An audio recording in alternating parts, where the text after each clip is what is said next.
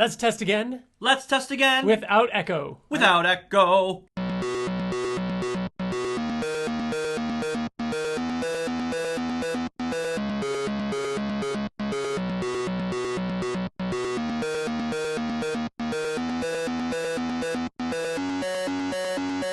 Hello and welcome to the Invincible Podcast, probably the best superhero podcast in the universe. This is a show where friends get to sit around and talk all things Invincible, a comic book by Robert Kirkman, Corey Walker, and Ryan Ottley. On today's episode, we're going to be talking all about Science Dog Volume 1, as well as Volume 2 of the Invincible trade paperback for our big rereader, which is issues 5 through 8.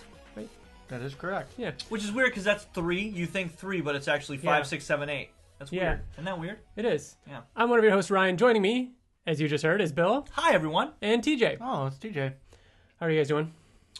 Very good. This is episode 65.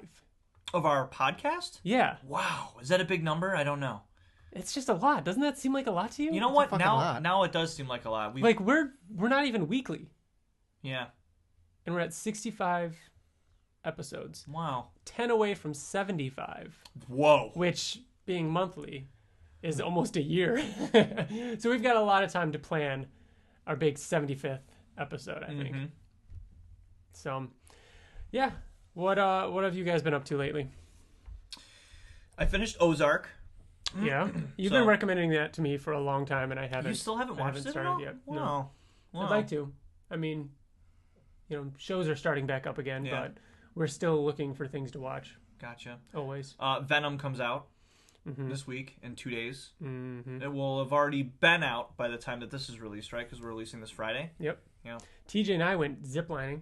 You did go? Yeah. In Ellicottville? Uh-huh. How was it? It was a lot of fun. Wow. We got to show you pictures or Yeah. videos later. It was really cool. I'm still in pain. Mm-hmm. Who else went?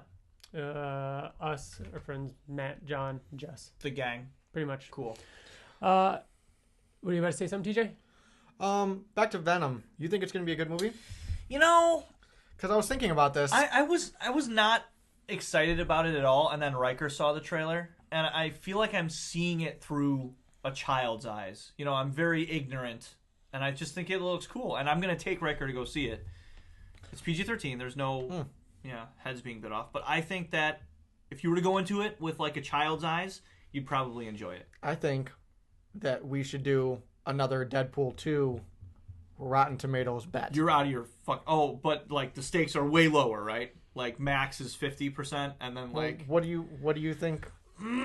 You're saying I think- you set the bet. It's not going to be Okay. lower than this. I think I'm gonna enjoy it because Yeah. I'm gonna bring Riker, and we're gonna be like throwing up high fives and stuff when he does cool stuff. So I'm gonna go into it a little biased, but I think that it's probably gonna get no higher. No lower, because you think it's going to be good. No. It's not going to get any lower than what? No, What's the lowest it can possibly be? The lowest? Yes. 12. The highest, I Okay. think, 45. Well, there's you're not really leaving any room. I think the lowest it could possibly be is like 2. The highest could be like 98, something like that. I'll give you what I think it's gonna get. A 45. I think it will get a 45.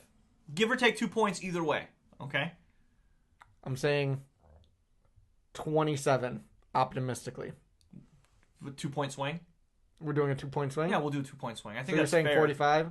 45 to 47 to I get you. 43. That's how a 2-point swing works. Yeah. Well, I don't know. Is that a football term? Ryan, what do you think? 27, I'm saying. I think you're the least optimistic about it. 22. Sorry, TJ. Yeah, I think critically it's gonna be really bad. It's a shame because he looks cool.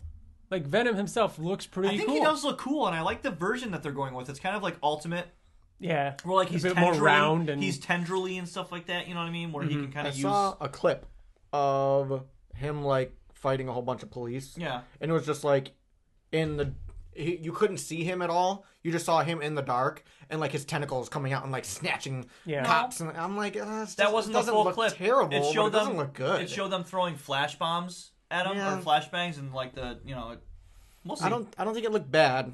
I don't think it looked good. Yeah. 45. We'll see. I don't know. We'll try and see it this weekend.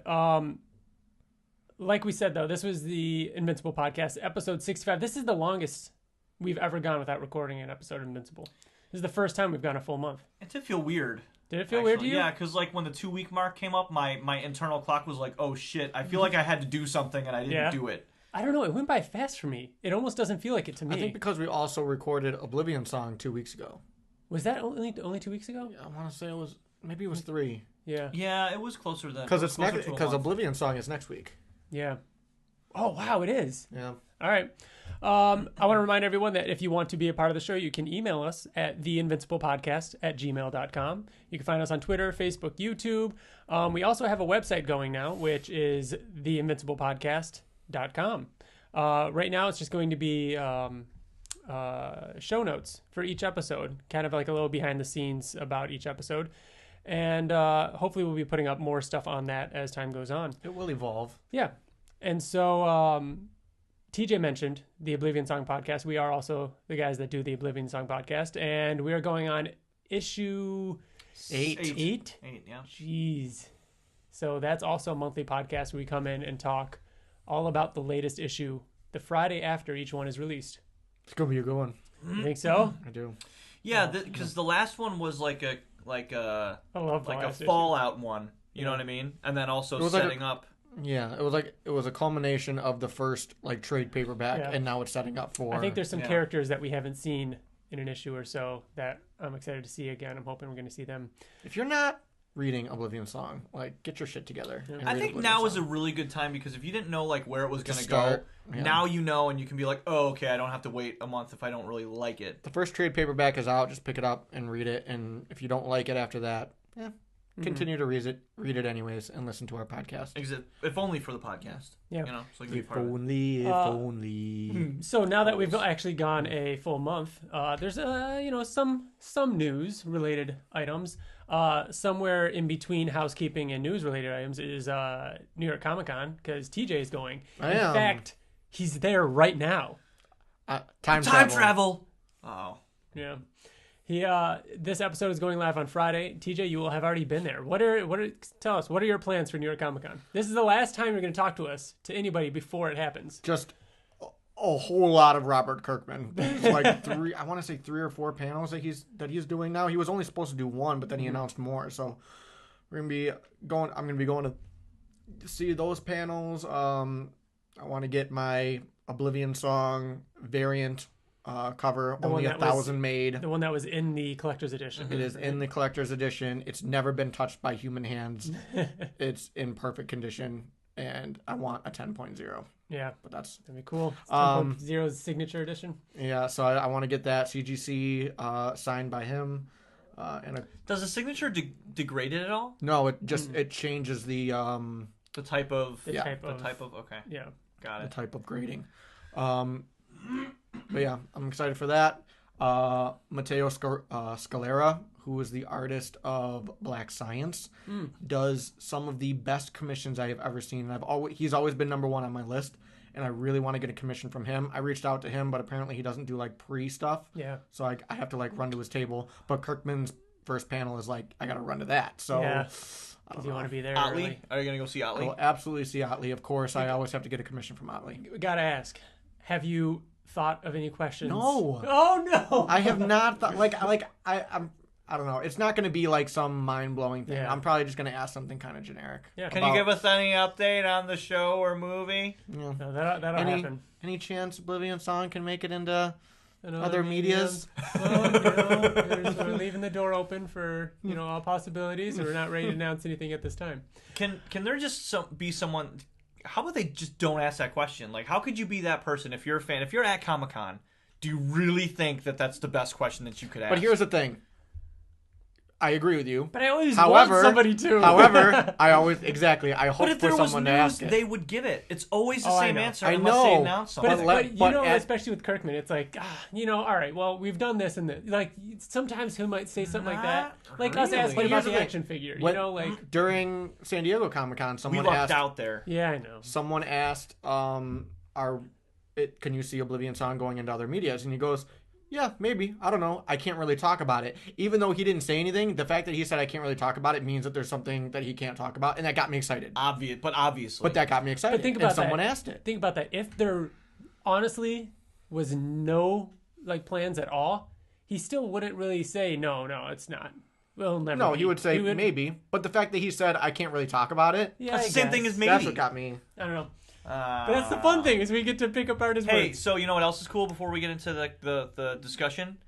Is I have another reason, or finally a reason to go back to DC.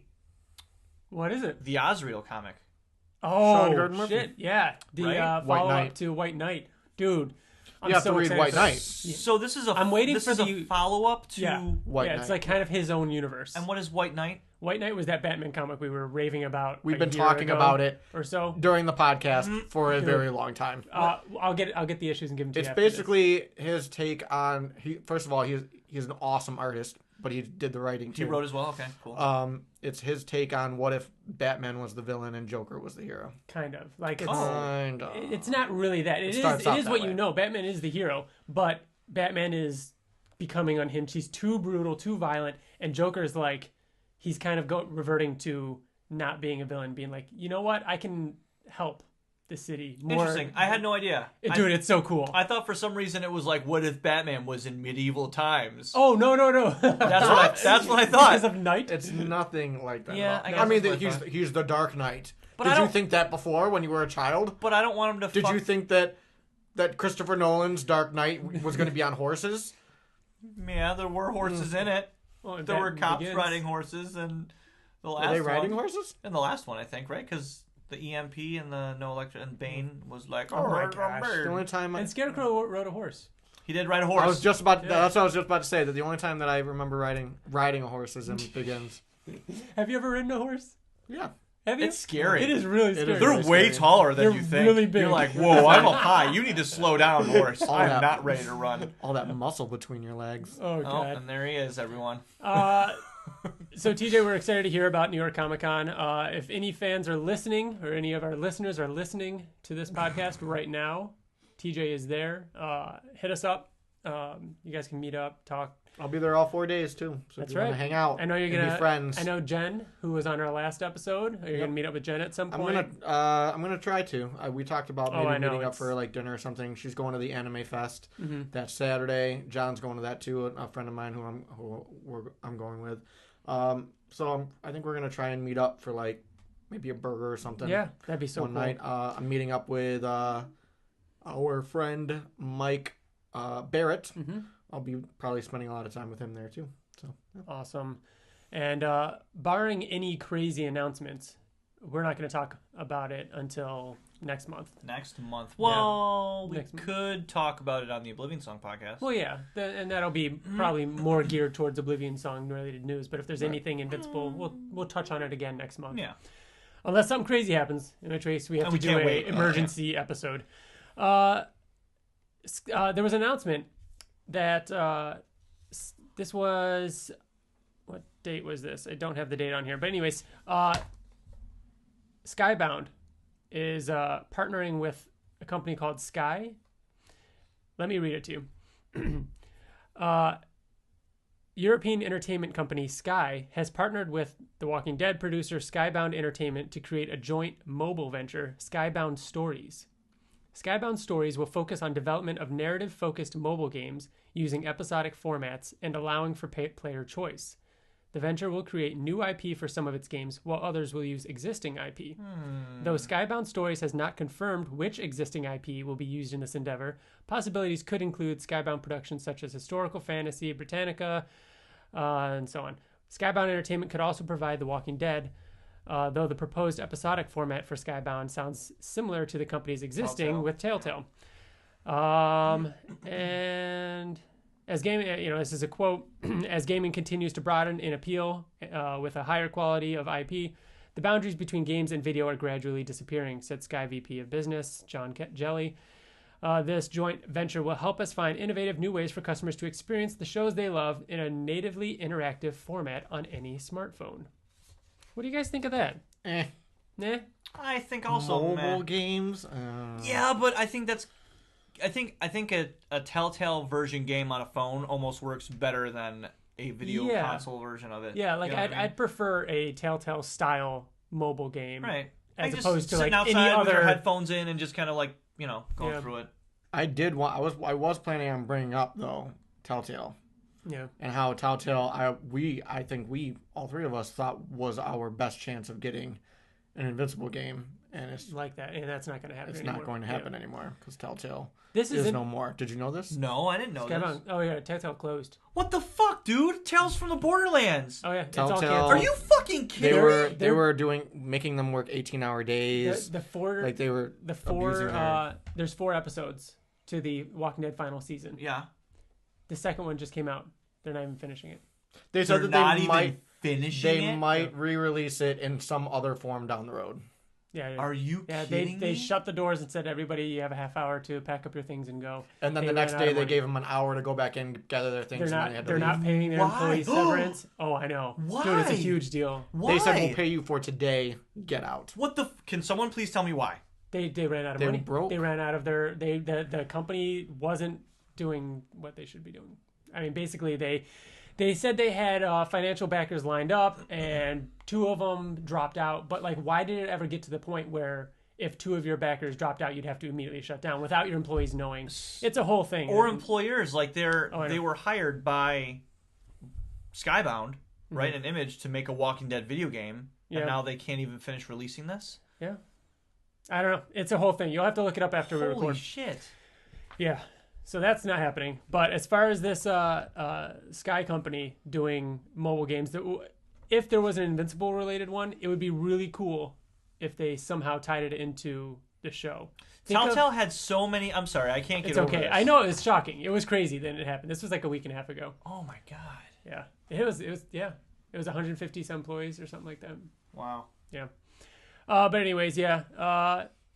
This is one of those things though that who knows. Remember, it was over a year ago that It's gonna they be talked Walking about. Dead. That's how they have to market it. Like they have to start at least I think with Walking Dead. Think about Walking Dead.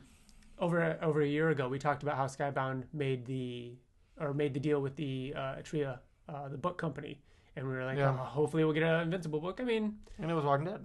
well, there was one all about Negan, you know, and they just are about to release the second one. But yeah, I mean, who knows? We'll see. Another thing I want to bring up is Laura Innes. If you guys saw this tweet on Twitter, she announced, she says, I'm stepping into something new, jumping from comics to animation. Invincible, one of my favorite comic book series, is going to be an animated TV show, and I'm joining the Skybound team as a storyboard revisionist, moving to LA next week to start this crazy new adventure. So it was just cool seeing somebody get announced as the storyboard revisionist, which I did have to look up and see what exactly that means. Can you tell us? Because I have no idea. From what I can tell, she is kind of like the she's like the go-to person for, and again, I might be wrong, for like several different teams. She's talking to the directors, the artists. She works between all of them, but she is an artist who is helping, from what I saw, like in between animations, backgrounds, effects, like a lot of the detail. So she's adding a lot of detail from what I'm getting.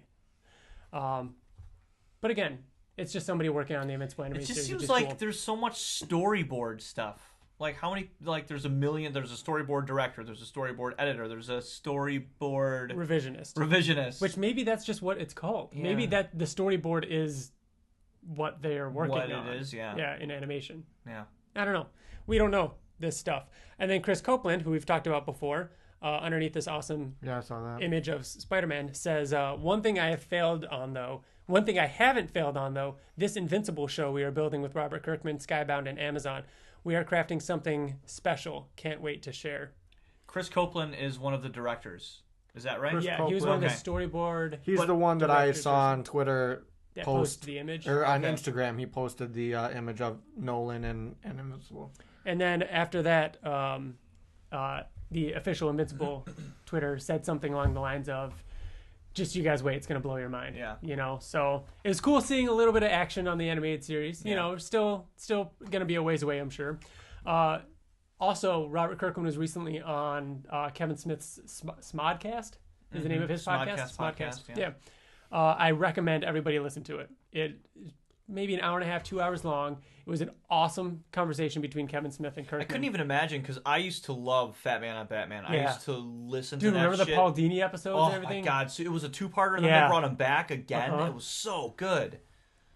So But, just him and Kirkman, I dude, could not they're- even imagine. Yeah, it's awesome. Yeah. Kirkman actually gets into a lot of AMC stuff. You know, obviously there's that lawsuit going on right now. He talks about how Walking Dead was up for either HBO and AMC, and how he decided between going with AMC.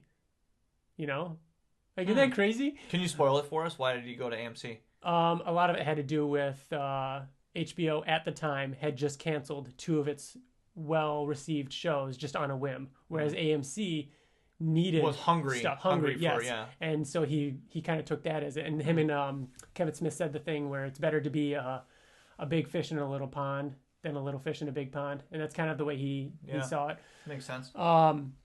But it was a really good thing episode. He brought up the Invincible animated series. Kevin Smith said, "Oh yeah, and you got that Invincible animated series coming?" And Kirkman's like, "Oh no, we haven't announced when yet. So we still nothing, but we're trucking away on that." Other than that, shortly after we recorded last episode, we played Invincible HeroClix, and I just wanted to talk about that for a minute. Oh my gosh. You messaged us, Bill, like the day after, and you're like, "I want to play again. Let's fucking play again." It was really fun. It came back like riding a bike. Like you had the same strategy, dude. We I don't know all if it was played, like riding a bike. It took a long time, but once we but got then to once we read- got it, We had to relearn it. yeah. But it was really fun playing with those Invincible clicks. And I do want to play again. I would like to. Yes. We want to try possibly doing like a live stream. Either Right. live stream it or just Pre-record. record it, and I'd like edit it together of us playing it, because it was pretty cool, like having them move around and team up with different like Marvel, DC characters or something like that. But maybe we'll do something like that soon. We wanted to relearn it first before streaming it or anything. So hopefully that'll happen fairly soon. All right, that is it as far as news and other stuff. Ready to get into the main topic of the show, Which is Science Dog. So, Science Dog. This was released originally as a backup in issue 25. So the first 12 pages of this comic were released in the back of issue 25, and then the rest of that first issue, like it's basically 2 issues divided up into 4 parts. The first part was released as a backup to issue 25. The second part was released as a backup to issue 50. And then the third part was released as a backup in issue 75. So they were doing this thing where every 25 issues, they would kind of continue the story. And which is kind of cool, seeing the progression in art and everything too. Then the final issue was released when they compiled them into actual issues. So this is how it came out first. Oh, wow. Where'd you get those? As single issues. This is when they came out. I have those too. It came out as single issues first. You know, well, after the backups. Yeah. And so it'd be these, and then this is how they told the final 4th part. So after issue 75 came out, they're like, okay, that's going to have the backup from 75 as well as the ending in there as well. And the cover of 2 makes a lot more sense, Doesn't it? having read it. Yeah. In the back of issue 1 of Science Dog, again, we're just talking about the issues, not the backups anymore. In the back of issue 1 of Science Dog, Robert Kirkman talks about why Science Dog is important. He says he is basically the most important character he's ever created, and he is the linchpin to everything he's ever done. And if you have this issue, or you have the opportunity to read it, but he talks about how he was at a convention, and this is right after he made Battle Pope. And he's sitting at a convention, and all he has is Battle Pope. And he looks across the way, and he sees this famous comic book artist who, at the time, would have 3 movies made out of his creation, and just that one character. And he has a line down the hallway of people waiting to get his stuff signed, and it was just that one character that he created, and he looked miserable. And Kirkman was like, he looked at himself, and he's like, I don't want to be the Battle Pope guy, where for years people are just coming to see me sign Battle Pope stuff, and that's it. So he's like, so right then and there, he's like, I need to create something else and create more things. So the first thing he created was Science Dog, and he got in touch with Corey Walker and told him the idea, and they started working on this new project. This is like the first thing they did together. And they took it to Image, and they're like, that's not that cool. How about you do the Super Patriot instead? And so they did Super Patriot. And then they're like, okay, well, what about Science Dog? And they're like, okay, but...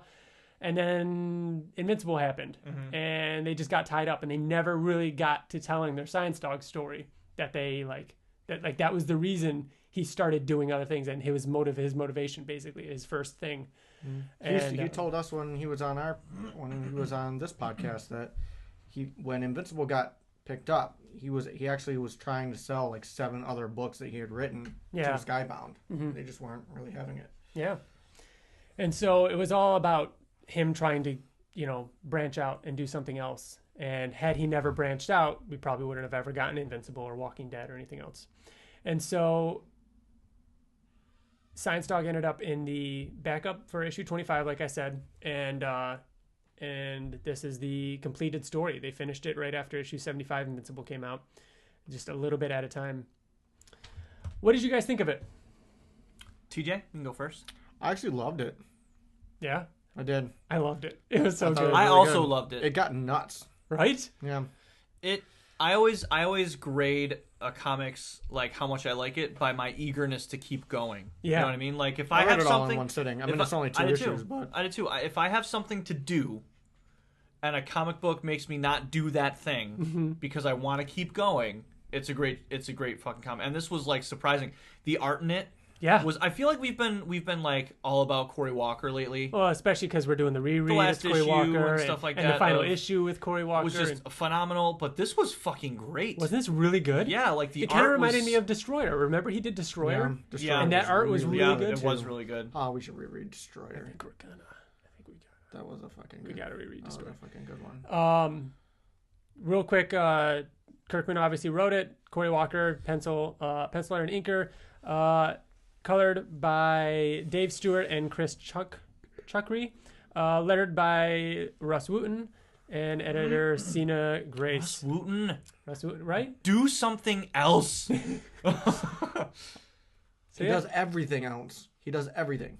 So this comic made me, because Science Dog is always around. Like, yeah, he's so Science always Dog around. is, I mean, Kirkman obviously wrote him into Invincible Invincible, yeah. as the Invincible to Invincible. Like, this is his favorite superhero. Yeah, and I don't know why, but I never really, like, you have that little Funko Pop. That's not Funko Pop. Yeah, just it's the Skybound little, Mini. Yeah, the little Skybound Mini of Science Dog. And like, it was always just a thing. Yeah. But after reading this, I fucking love Science Dog now. Yeah, isn't that cool? Yeah. I have the coolest Nick Bradshaw commission of Science Dog. I don't think I remember that. Oh my gosh, it's so good. His wife... You should pull it up. I'm going to want to post that. He told me that his wife wanted him to redo it for me so that they could keep the one that he did for me. Really? Yeah, she wanted I remember to you keep saying it. that, actually. You need to show me again. I'm trying to bring it up, Yeah. but it's not loading. Oh, there it is. Oh, yeah, that's sweet. That's so cool. We gotta see. We gotta He send does that- look more like a send that to dog me. there because of the jowls. The low-hanging jowl. That's fucking badass. Well, Yeah. So I like how this starts out, and Science Dog is a superhero. He's on a lunchbox, and he's got his guy in the chair, and he's got the assistant. Daniel and Rebecca. Thank you. I was just about to say, what are their names again? Yeah, so I can't believe I fucking remember that. Yeah. Walt is the villain's name, Jesus. Yeah. I mean, I read this a few weeks ago, but still. and I read it. Oh, I won't say. minutes I ago. read it today. Recently. I read it today. So yeah, I mean, it starts off and it's Science Dog going to fight Walt, and we get a little bit of the backstory. Little bit of a backstory. All right, go for it. he goes off for Like, you know how villains like 5 monologue? pages. Yeah, Yeah. the whole issue was just like, let me tell you about. Oh, you're right. our It does kind of keep past. going. Yeah. And you know what? And even I remember Science Dog said, "I never get tired of hearing that story, Walt." And, you know, I'm always anxious to hear the updates at the end. I like how he didn't have a villain name. Yeah, He's it's just Walt. He's like, oh, it's Walt again. And I'm like, what's Walt? Mm-hmm. But okay, so it shows it talks about the creation of Science Dog, and he was a doctor's or a scientist's dog, Yeah. and he was caught up in a fly like situation. Yes, it did kind of have that fly feel to it, but wasn't it? Absolutely, it's a time machine. It was a time machine, right? Yeah. So Science Dog was a dog of a scientist named Collins. Dr. Collins. Dr. Collins. Mm-hmm. And the science dog as a dog his ball was gonna go into this. Think of like The Fly. It's identical to The Fly. Never seen The Fly. You've never seen. I know The what Fly? it is, and I'm familiar. I'm talking about Jeff Goldblum's no, I know. Fly, not the original Fly. Yeah. Well, give the villain a little. We gotta talk about the villain a little bit more. Well, So, he hated Dr. Collins for always having the dog in the lab when there's important equipment and everything that they had worked on, and there was like a dog running around in like a sterile environment. He always hated the dog being in there. So the dog went to run inside of the little portal that they had just activated, and Walt went to go stop him, and they both got sucked in. Mm-hmm. And everything went black. It says they explained. We were evolved. Our molecules were brought 1 million years into the future, resulting in our instantaneous evolution. Which is badass. That's pretty cool. So cool. Right? Kirkman comes up with like the coolest origins, to not make it cliche. Yeah. Yeah, your intelligence was increased to more than 10 times that of the smartest human. Your strength and speed were improved exponentially as well. Keep in mind they're fighting while he's saying all of this. Oh, yeah. This But whole it's not monologue. showing any fight. It's just showing all backstory. That was Science Dog that became smart and strong. But Walt, on the other hand, didn't. Because his he was brain already became more smart. advanced than yours to begin with. He My became evolution. telepathic. Yeah. Yep. Telekinetic. Telekinetic. Oh, yeah. So Move he can objects with his move mind. things with his mind. Yeah. God. Oh, yeah. And super smart. Mm-hmm. So, and then Daniel lost his legs in the accident, and they kind of just teamed up. And they fought Walt over the years.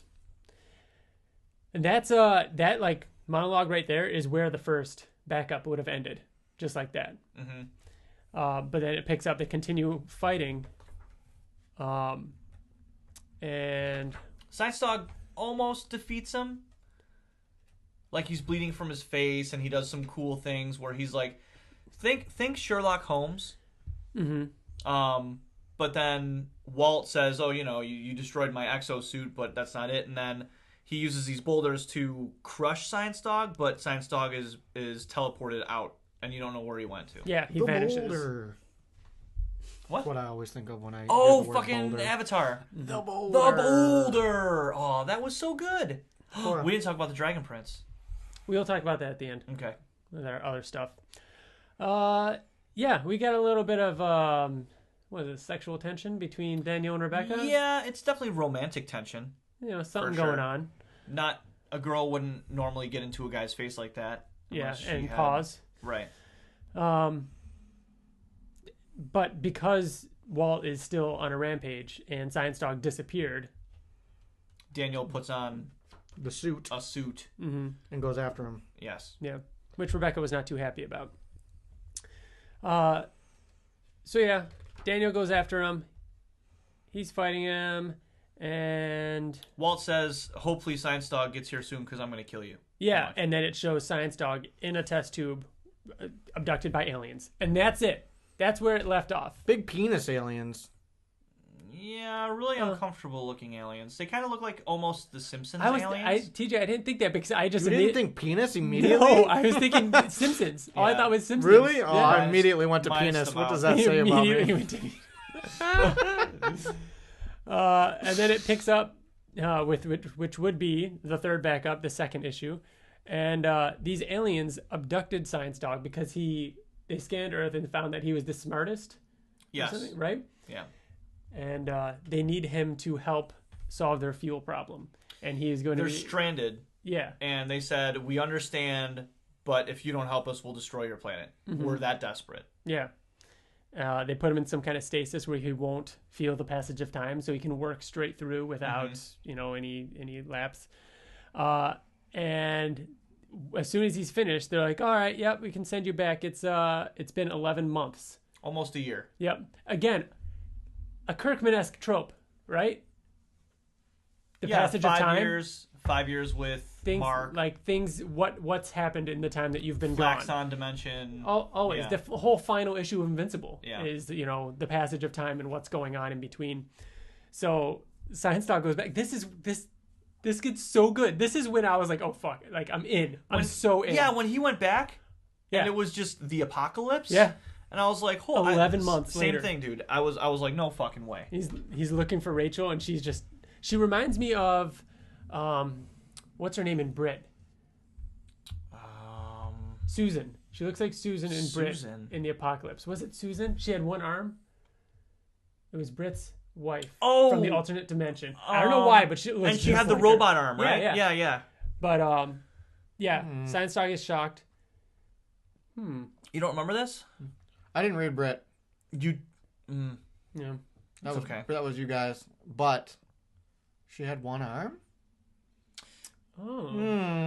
That is connection. Interesting. That is interesting.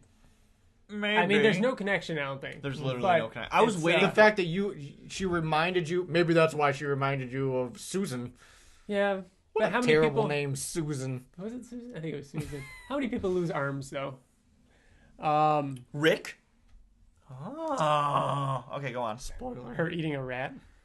And then just a lot of time passes. Like Science Dog says, I'm going to fix this. And then you just see as he progressively gets older, hairier, older, like a bigger beard. He's just, I don't know if it's so much a lot of time passes and he's getting older. I think he's just unkept. Well, 3 years passed. Was it 3 years? He said 3 years. Yep. It took him 3 years to build the time machine. It's 21 in dog years. Whoa. 21 years? Do you think he aged? Isn't it 7 years? They make that joke in this. Oh, you're right. He's like, I've been gone for like 3 months. He's like, human years or dog years? That, right? Yeah, Daniel does. He's like, I haven't heard that joke before. Damn it. I thought I was being funny. No, you weren't. Well, I mean, you were. But, yeah. 3 years later, and he finished it. He's recreating the time machine. He wants to go back in time and undo this. No time for long goodbyes. Walter shows up, and Science Dog jumps through the time machine. Oh my gosh, this just gets so good. So he's passed out in the corner during the whole. He comes back, but he passes out before Daniel leaves. So we're re-seeing this scene of again, him disappearing from a different angle. Yeah, and then Daniel saying, I have to go. Science Dog is gone, and I have to go stop Walt. And you even see on the the monitors Science Dog's clothes disappear. Right. Yep. Poof. Well, his clothes stay there. Oh, you're right. Him disappear and his clothes, remain. But Science Dog wakes up and he's like, "Well, where's Daniel? It's been so long." And I love this. Wasn't in time. So he goes.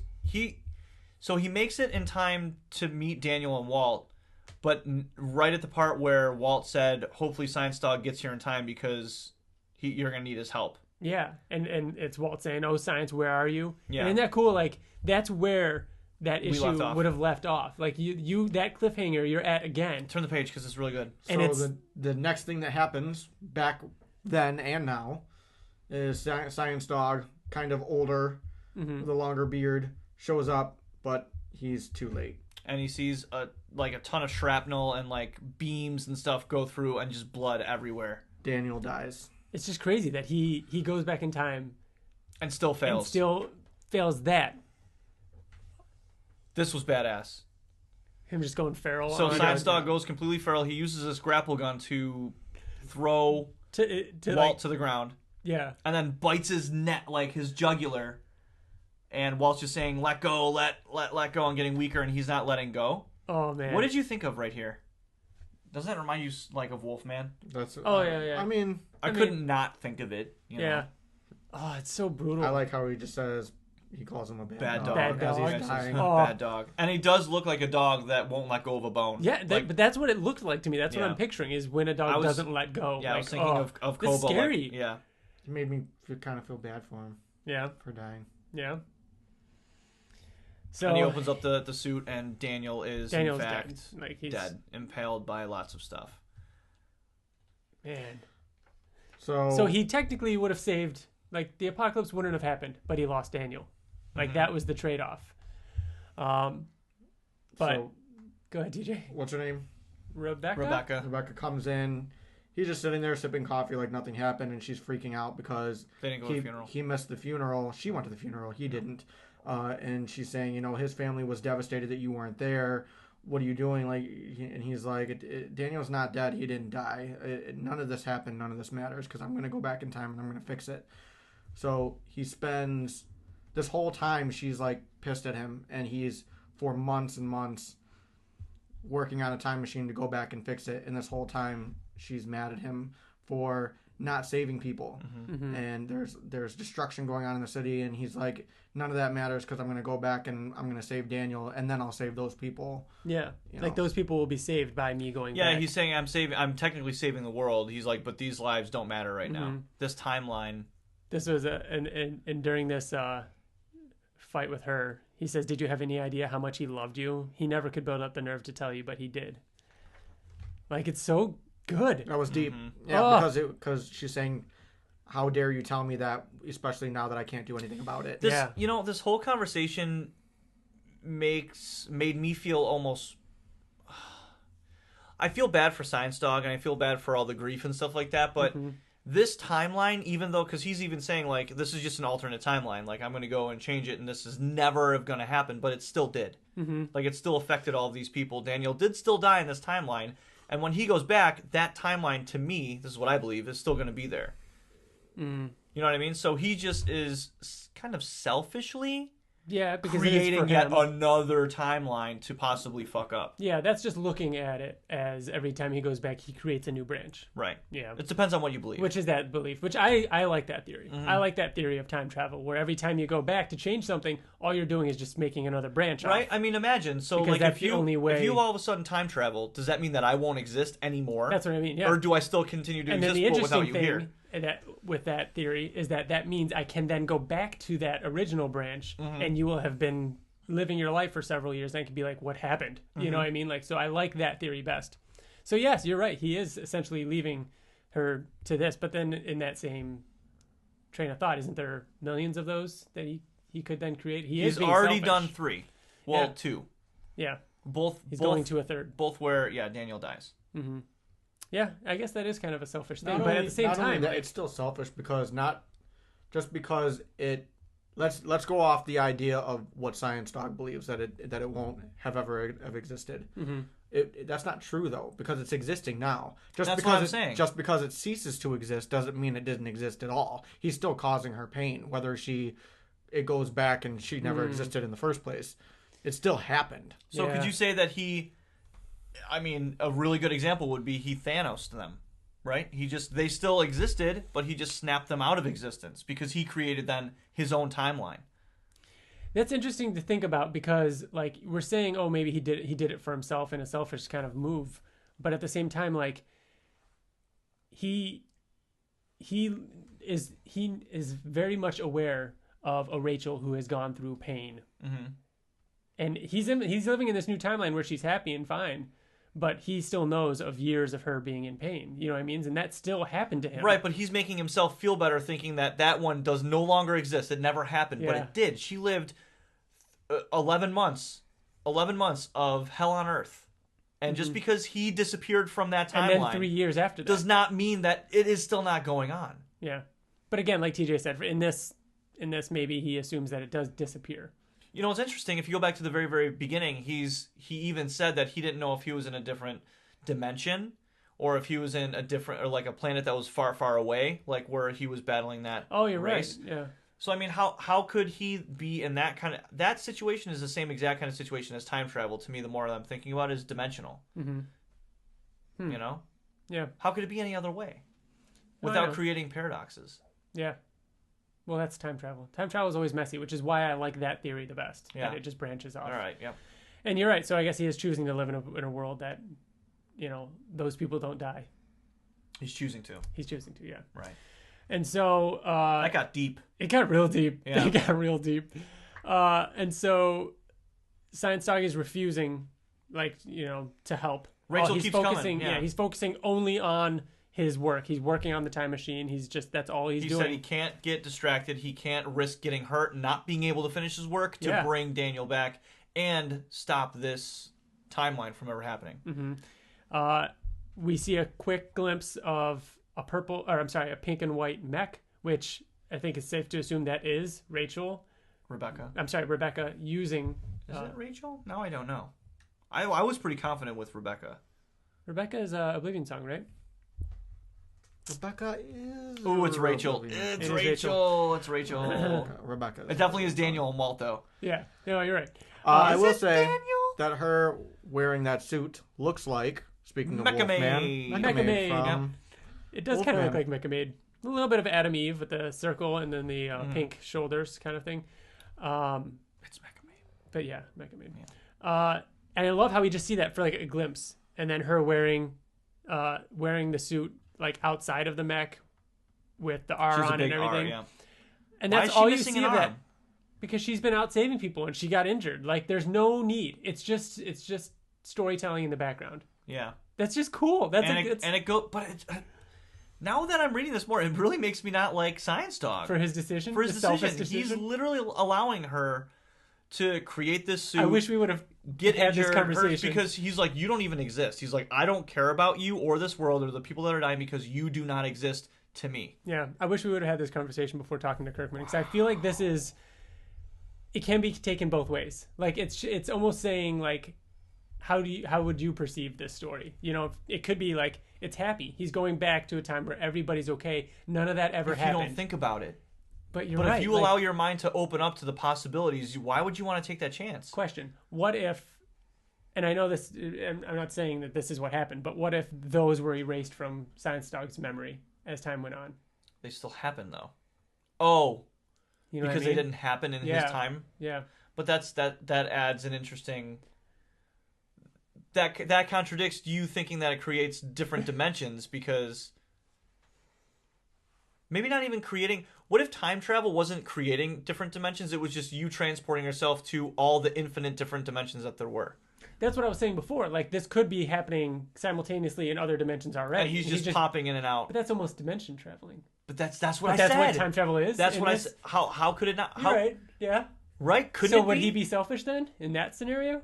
Well, yeah, because he's choosing not to help this dimension. But he's Thinking that choosing it's not no to help long- millions of dimensions. Right. But he's living in this. And this is dimension. why Rick from Rick and Morty just doesn't care because he's like, this is just too much.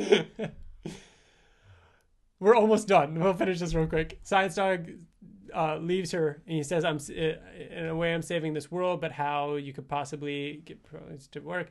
He makes it work. He leaves Rachel and just disappears. Yeah. So he goes back to the time and he just goes a little bit earlier. A little bit earlier, yeah, and he takes a spacesuit, one of Science Dog's spacesuits. So this is right before Science Dog was abducted by aliens. Now, this is a dimension where Science Dog didn't get captured by aliens. See how time travel could just literally be different dimensions of what if? Yeah. So whereas Science Dog would have been abducted by aliens, This is how he wasn't. this is how he wasn't in this timeline. The Science Dog from the future that's grizzled and has all the long hair and everything flies up to that ship and says, "Hey, I know you're about to abduct me, but I'm here. I'll do the work for you. Just far away from this place." He knows what he did. He is weighing on that guilt. That's what the end of this is. And so we look back down at the Science Dog who defeated Walt. Walt's in prison. Everybody's happy. But Daniel and Rachel say, should we talk about the other him that flew off with one of his suits? Mm-hmm. And they're like, no, let's talk about that later. I think it was tomorrow. Let's save that for tomorrow. Yeah. Yeah.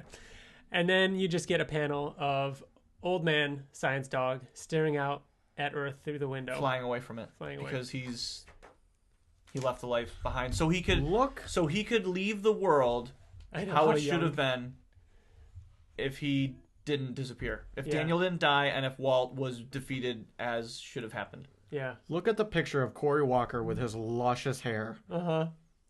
Yeah, doesn't he have a shaved head or something Yeah. like that? Yeah. This is just an old photo of him with the Wow. NES gun. Wow. What? I mean, we talked about this little two-shot fucking thing. It's this deep. We still have all of Invincible to go. Yeah. Yeah. It's really good. I thought this was way better than I expected. And it's cool because it almost feels like, and it's, I think, poignant because of what Kirkman said about this comic and what it means to him. I almost feel like you could take this and give it to anybody and be like, this is Robert Kirkman.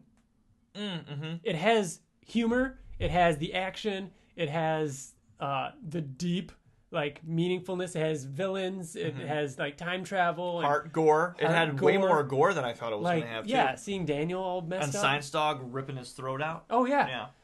So I feel like this is very much, if you wanted to distill Robert Kirkman down into 2 issues. And I think that he would, I think he would appreciate that. I think you're right. You're like, I want you to read Invincible, but before you read Invincible, this is what it's like. If you are even remotely interested in these 2 issues, you will like Invincible. You just have to get through If you don't more like than 2 this, inches. you won't like Invincible because it's basically 144 issues of Science Dog. That's crazy. That's a strong statement you made there. No, I would agree with that. Everything that is in Science Dog is I think it's in a good Invincible. introduction to his writing. You're saying that think that of, Invincible is better than the whole of Invincible, which is 144 issues, is better than the whole of Science Dog, right? Well, yeah. I mean, Okay, I know we all 3 agree. But with that. Like Science if Dog- you were to compact Invincible into 2 issues and like make it one story, chop all the characters down to the 3 characters, this is what it feel like. This is what it feels like. And it's cool because this is Robert Kirkman. Every 25 issues of Invincible basically coming back to the story. So it is I'm just almost trying to put him myself progressing. in the mindset of handing that to somebody, and if they were to hand it back to me and be like, yeah, it was okay, I feel like I would still be like, oh, but you just got to read Invincible. Like, you know what I mean? Like, it's not a good, you know what I mean? Like, just I don't think that I don't know if I would really use that as like a test to find out if someone would enjoy Invincible. That's all I'm saying. I would. My thing is, if they gave that back to you and said they hated it and could barely get through it, They wouldn't Okay. like Invincible. but that's what I mean. Like, if right. they said, yeah, maybe, then yeah, give them Invincible. So let them try that. If they're willing to give Science Dog a shot after they finish it, then Yeah. Invincible shot. Invincible a shot after they finish it. Yeah. I am sad. It's I was sad when it ended. When I You was called like, me, yeah. and I was like, whoa. I called you right after. I was like, Ryan, does it end with him leaving Earth? And you're like, yes. Don't say anything. We'll talk about it on the podcast. And I was like, and you hung up. I was like, but wait, I want more. Yeah. They do. Shut up, TJ. They do tease that they'd come back to him someday and everything like that. But who knows? You know, I mean, maybe that's something that Cory Walker's working on. What if he did like he was in the show somehow? Like Science Dog was a character. almost like a Watchmen Tales from the Black Freighter or whatever thing. Oh. Where What if like, he wasn't? well, that's going on. Oh my god! You When get that? Mark is on the toilet and it like zooms into the cover and then Yeah, into the, and and then it's like different animation style too. Yeah. Oh, That'd be Kirkman. so cool. Free idea. You're reading a comic book. So in Invincible, you're reading a comic book, and his favorite comic book character is Science Dog. What if Science Dog in the animated show is his favorite animated series? Oh, that's a good point. That's cool. I like that. That's cool and everything. But doesn't it make you appreciate Mark more for reading such a good comic book? Yeah. Because before you like Science it's Dog, funny, why it's- would that be his favorite comic? And Now I now- fucking know why. And now, as we read through this reread, anytime that he goes to see Flip Schaff and talk about Science Dog issues and all that kind of stuff, adds a little bit more to it. It's poignant because at the end of Trade Paperback Volume 2, which we're getting into our reread right now, is a bunch of pinups of Science Dog. That's the pinup that's in Mark's room. Yeah, it is, and he talks about that. Kirkman says Science Dog is Mark's favorite comic, but it's also a book that Cory and I put a pitch together before we did Super Patriot for Image. Cory and I plan on doing an actual comic with the guy one day, but how soon that will be is anyone's guess. Below are the covers for issue 1 and 2 and some promo art. I figured I might as well share this stuff and not let it go to waste. On the opposite page, there is the Illo that appears as a poster on Mark's room, on Mark's wall in the book. So yeah. There's a picture of Science Dog with Conan O'Brien. Yeah. Magmites. Yeah. Science Dog fighting the Magmites. Science Dog was so good.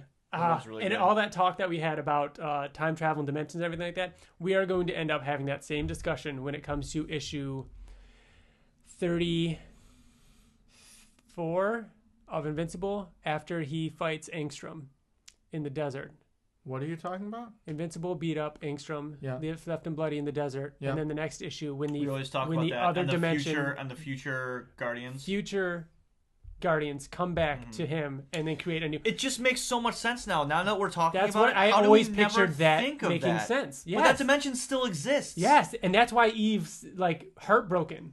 Right, but it didn't change her. It didn't. It doesn't. Eve didn't go back to that dimension no. and change all of a sudden. No. She existed the rest of her Yes. life without Mark. Yes. Yes. So but that's why she's like telling him, "You have to tell me," and then she leaves knowing that, like, it's not going to change for her. But wouldn't that dimension have happened regardless because there's an infinite amount of possibilities? If we're going that route, so she didn't really do anything. She just kind of helped herself think. maybe. Right? Because Mark didn't tell Eve that he loved her, thinking, "Oh wait, that future Eve told me that I had to say this to you." He got feelings for her. Yeah.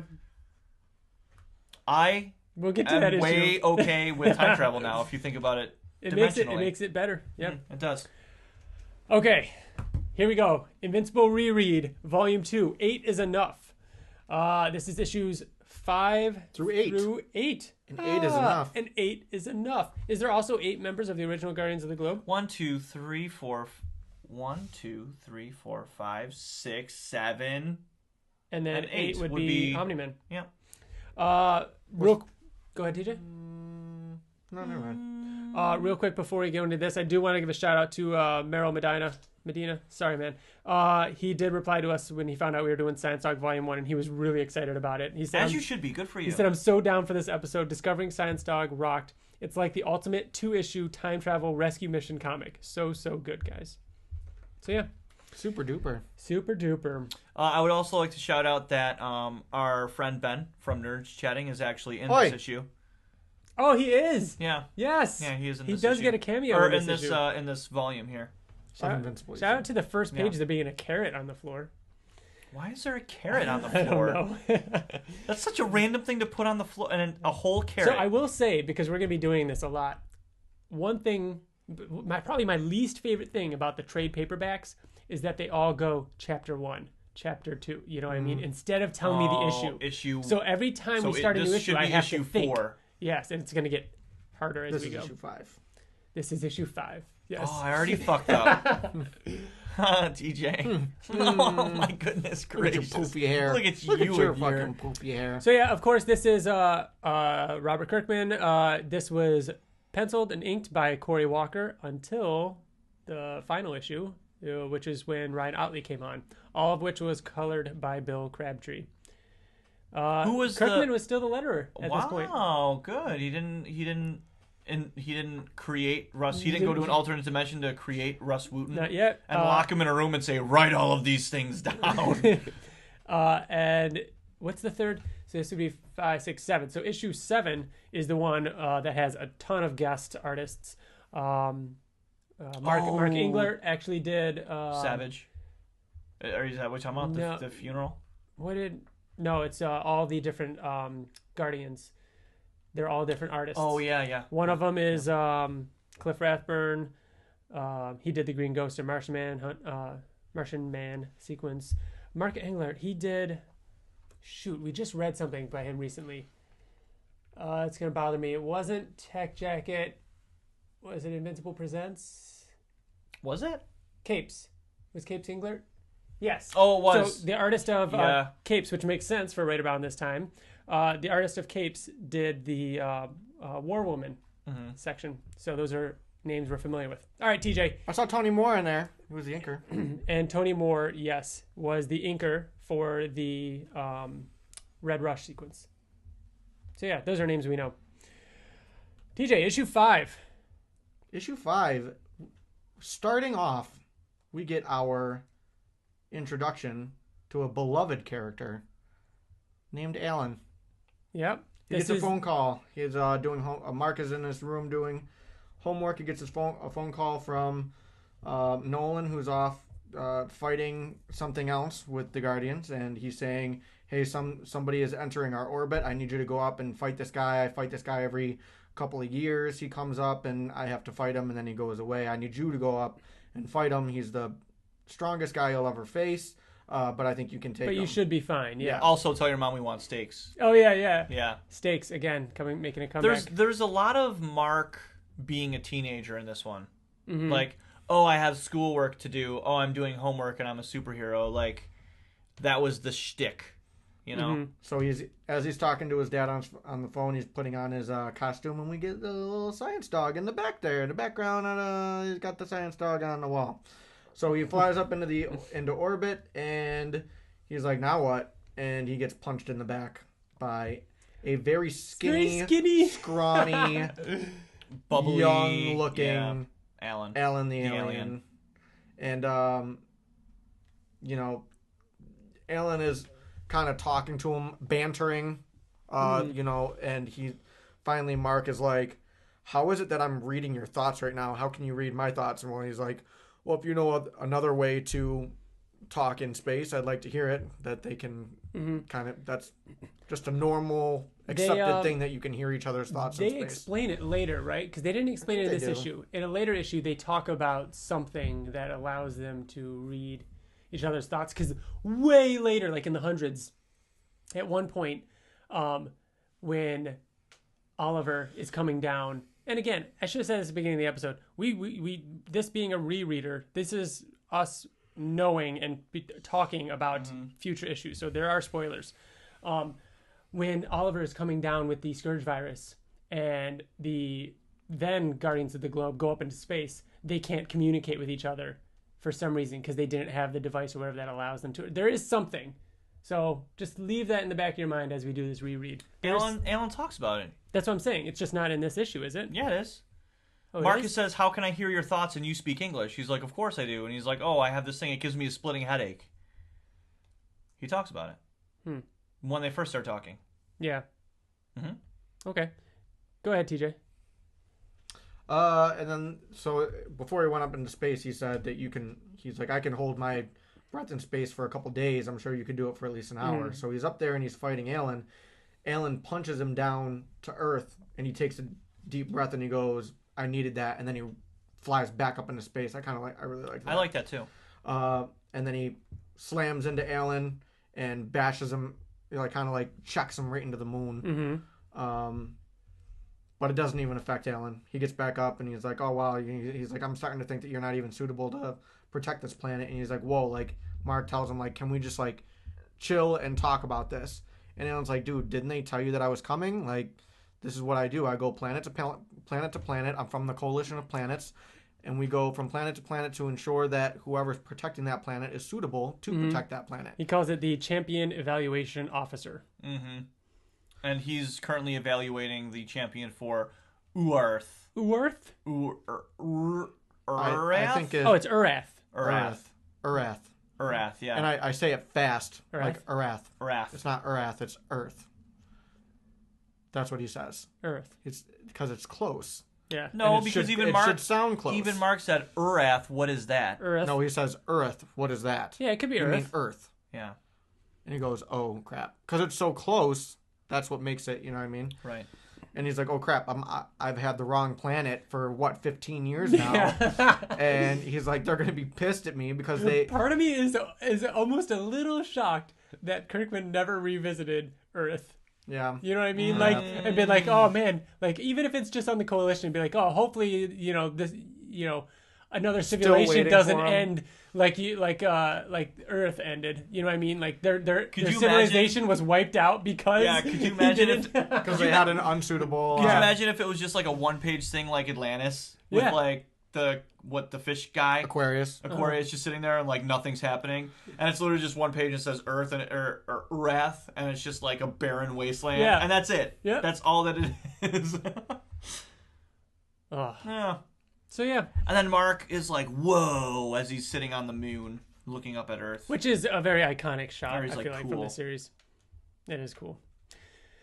Yeah, and then he sits down at the table, has a moment where he explains that he beat him and they he talked used more. Out. Yeah, they talked it out. Used more brains than brawn, and then he science dog poster on the wall, and is disappointed because he has to do homework. As we go, there's a couple times I want to give a shout out to Nerd Bunker. They hit us up on Twitter and gave us some feedback. A lot of feedback for each issue, so I am going to chunk it down a little bit and do some highlights here. Nerdbucker over at Twitter says, issue 1, he liked how it shows Mark displaying early signs of strength as a diplomat. I probably didn't even think about this at the time, but knowing how it ends makes me value this moment a little more. So like he's talking about Mark choosing to talk as opposed to fight, shows a lot about his character and what we know later on. Shows the more human side of him. Yeah.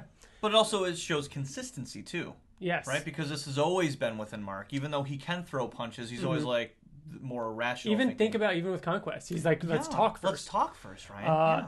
Nerdbunker continues, ending the issue with Mark thinking he could finally rest and realizing he still has homework to do, humanizes him and brings him to the reality of everything. Going from seeing the entire Earth from space and having to do homework all within the same day puts his life in perspective for the readers. So yeah. Issue 6. 6. I hate this. Chapter 2, issue 6. Chapter 2. One of your favorite scenes. Hate it. No, wait. I hate it. Why? I hate it. Them playing So catch? stupid. You're stupid. It's so dumb. It's cool. It is a little corny. But the more you think about it, he's like, wait a minute, and then he goes up and catches the ball. It's cool because it's them playing catch. And it's them around playing the catch in a world, superhero like way. yeah. But it's like, man, if he was off just a centimeter, wouldn't How it be many- like miles How away? many birds? How many planes did they take down? I didn't even think about that. It would need to be like, you don't. Yeah. So they're yeah, playing catch. Talking about I do stuff. like Nolan calls him out during the For calling him dad. For calling him dad. Like that's another little thing. We didn't say what we were talking about for a second. For people who we didn't say, they're playing catch backwards, so they're throwing the ball around the world. Yeah. So we didn't actually say that out loud. We were just talking about it. Now Mark to me doesn't seem like an athlete, Not really. and I can't like if me and TJ were playing catch, like I would. When was the last time you played catch? Like glove, mitt. Probably when we lived Ball. in Kenmore and we would go to the park. Yeah, 5 or 6 years ago, maybe. That's 7. way more recent than I have. 7 or 8 years ago. Yeah. Okay. I know, just throwing it like 50 yards. Yeah. I was like, I hope you can catch this.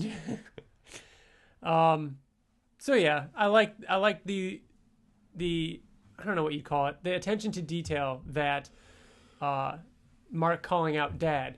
I mean, it was an alien invasion. It was televised. You can't do that, you know? So now everybody knows that Invincible is Omni-Man's son, but they don't know either of their identities. No. He said it wasn't televised. There's no actual footage, but there were eyewitness reports. It could have been. When I was with the Guardians of the Globe yesterday, Darkwing told me he caught it on the news in a few countries. But he said they had an eyewitness account, no footage. Oh, okay, right. I see what you're saying. So yeah. it's not. So it's it was not, on the news, but it was only eyewitness accounts. But people don't know for sure yet. Yeah. That. But he's basically saying like, be careful. It is gonna be, you know, A thing. Yeah, villains might be trying to get at me, might come for you. So they had to rush home because Mark had to meet William. Wait, before you turn the page, go back. So they zip through the house, and Debbie says, hey, what did I tell you guys about flying through the home? Because she's reading her newspaper, and what do you see, Ryan? A carrot flyby? A carrot flyby. Carrot-spiracy? Carrot-spiracy 2018. Yep. William shows up. He's got a Magnum Pie shirt on. He forgets the baseball, flies up there, catches it, goes back down. Catches it. Thap. So in this issue, it's William and Mark touring a college, and a lot of people wanting to call William Will, Bill, Billy. Oh, yeah. And Let's talk about that. So Damn William it, I was going to introduce you as William at the beginning of the episode. Damn it, that would have been a good one. Shoot! So Sorry. You said shoot with such like, shoot! Yeah, I did. So throughout this issue, William keeps saying like, my name is William, like what is it like, and he asked when people are like, oh, can I call you Bill, and he's like, no, just William, and then people like get offended with him because he doesn't want to shorten his name, and he says it's stupid that they think that I'm the rude one. Mm-hmm. Why don't you want to go by Marcus? So like he says that to... This is something that Kirkman is making a statement here. Robert Kirkman has always gone by Robert. Yeah. So, and I don't know, I mean, if you've read the letters column in the last Oblivion song, someone said, do you mind if I call you Robbie? Or like something like that. And he's like, no, why is it so difficult Yes. to say Robert? Holy shit, I forgot And he was like about mad that. about it. So it's funny that in the last issue, the most recent thing that Kirkman put out, Yeah. he was talking about his frustration about people, like he doesn't want to shorten his name. And then we come back to early Invincible where he's talking about like, why can't people Holy just shit, say William? I never made that connection. Yeah. Can you imagine like calling him Rob? Like if you saw him in New York Comic Con, can you imagine like Calling I'd feel him Rob? sick. I'd Yeah, feel like sick. and him It's being like, it's Robert. Oh. Like why is that difficult? When we had him on the show, did we call him Kirkman? Yeah, I think we did. We're We've like- always referred to him as We're like, all right, Kirkman. So what's this did thing? we? Yeah. I don't It's think weird I think saying he'd be Robert. alright. I isn't it? don't feel like I called him Robert at No. all. I feel like I'd be like, We Sir said Robert. Kirkman. Yeah, I think we just say Kirkman. Yeah. That's weird. I think we referred to him as the third person a lot. Like we'd be like, and we were like Kirkman this and Kirkman that, and I don't think we ever like, Yeah. yeah. Before they get to the campus, there's a little bit with Robot. He says that he is going to work for the Guardians of the Globe, right? And that he's disbanding the team. You'll always be able to use the base, but otherwise it's been disbanded. We also And Rex thought, oh, I'll use this base. Yeah, he does. Oh, I'll use this base a lot. We also see Black Samson. Black Samson, yeah, on the phone with someone saying that he needs the suit that somebody is working on, and it's not going to be ready in time. He's been depowered. We don't know any reason why or any of that, but we just know that he's got a suit being made for him to kind of give him some of his powers back. So yeah, one of my favorite nods to continuity is when William and Mark are being given the tour around the campus. And she says there was a chemical fire in the place, and then in the science lab. But that was 2 or 3 issues ago. when Omni-Man was like, oh, a chemical fire, and then he flew off and then came back. Yep. See, I'm getting better at this whole Ryan knowing thing stuff. See? Yeah. But I only know that because Ryan's talked about it Here's Here's it is. Ben. There's Ben from the Nerds Chatting. He popped in for a jolly old moment. So there's it shows Big Ben and an Englishman. Oh, it's Big Ben. Oh snap! He makes 2 cameos, and he hears boom, and it's the garbage bag that Mark threw from Burger Mart. In the first issue. Happened in the first issue, and he says, "Hey, what? Hey, what? Oh, what? Hey, what? Oh, what? Hey, what? Oh, It's- what? it's I don't know. A. I'm It's getting A. worse. I'm getting Hey, worse the more what? I do it. Hey, I have an I idea. thought we were just going to keep saying If it. Ben, keep going. if Ben or Nate could just send us a, "Oi, what?" Oh, Or a, no, Or a, he's- "Hey, what?" Oh boy. Oh. You know what? They mentioned you on their latest episode too. They did. They did. Me specifically. Because they were talking about Henry Cavill. Oh yeah, Cavill. And they were talking about Cable. Cable. Yeah. Yeah. And they were talking about that whole interaction on Twitter. One thing, and I don't know if I brought it up last episode, but Corey Walker loves drawing characters with their tags out on their shirt. It's just a thing he does. And it was all throughout the last volume. So if anybody goes back and looks, people randomly in the background or students or something will always have their tags out on their t-shirts. Is it when they're supposed to be assholes? Like, look No, at that. I don't think so. Because A he lot was of kind of time- like an asshole. Like, Yeah, he was kind of. yeah. He's the one who asked William if he could call him Will. Yeah, and I feel like William's not in the wrong in this, right? No. No. Okay, because the Well, guy was like, here- could have well- fooled me. Well, here's the thing. Because I'll be honest with you. Like, you guys know me as TJ. Everybody at work knows me as Tim. I actually don't mind the name Timothy. I think that's kind of a nice name. I love But, the like, name Timothy. That's I my feel middle like name. I like the name Timothy, but if I were to introduce myself as Timothy, I feel like you can't. But that's your name. You just That's can't, your though. name. But you can't. That's you your can't go name. by Timothy. I feel like you can't. What would you? Okay, if you met a stranger and you were in, let's say, Florida by yourself. No, Montana. You were in I Montana met by someone yourself. from Montana today. They came to the winery. Son of a bitch. Okay, you were in Arkansas, and you introduced yourself. Hi, I'm I'm Timothy. If you said that, Would do you you think say they'd your be name? weirded? Yes. weirded. Would they be weirded? Yeah. They would be Weirded out? weirded out. Yeah, I just was talking quickly. Yeah, they would be weirded out. I don't think have you ever known a Timothy? Timothy, think of actors. Timothy Dalton. Timothy Dalton. He goes by Timothy. Yeah, his but last he's name famous. His last name is Dalton. Like, Dwayne Dalton. but Dwayne is like Dwayne. My name is Tim. Dwayne. Have you ever Timothy. introduced Timothy. yourself as anything other than Bill or Billy? No. William. No, never. Never? Never, no. The only person ever who calls me William is Sarah, my sister. Your license and everything says William, right? Yeah, it's So when you William. go through like border or anything like that, they say William, right? Yeah. Yeah. But they always then want to change it to Bill Really? or Billy. Always. 100%. Just like this. Really? Always, yeah. Yep. Yep. I'm kind of famous, TJ. It's great in that Arkansas and we have Montana. we have two examples at this table, but you can't change Ryan. It's Timothy from now on. Just Timothy? so we know. Okay. Timothy? From now God, on. it's so much work. Timothy. I should have. Man, can I redo the intro to this episode? Say, joining me is William and Timothy. Damn it, I should have done You it. should have done it. Why didn't Ruined you? it. So there's just this whole Yeah. interaction is just them going to college and then Debbie and Nolan having a lot of sex. Pretty much.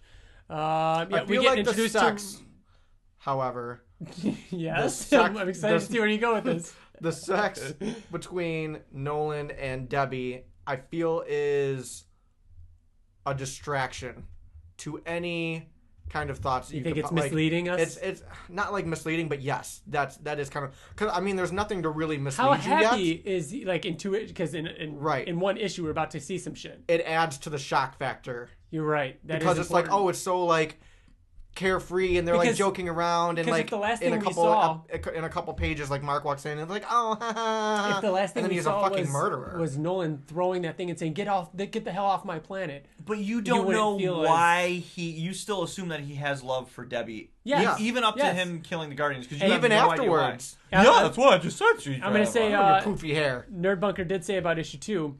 Mark and Nolan played catch around the planet, and Nolan seemed to understand the importance of a somewhat normal childhood. Hindsight being what it is, interactions like this, as well as everything with Debbie, shows that he really did care about his family. No way he could have faked all that. No way. So, in a way, it is all real, and it It is. serves two purposes, like Yeah. you're saying, TJ. Like I to was kind of, I was weirded by it. yeah. I'm sorry.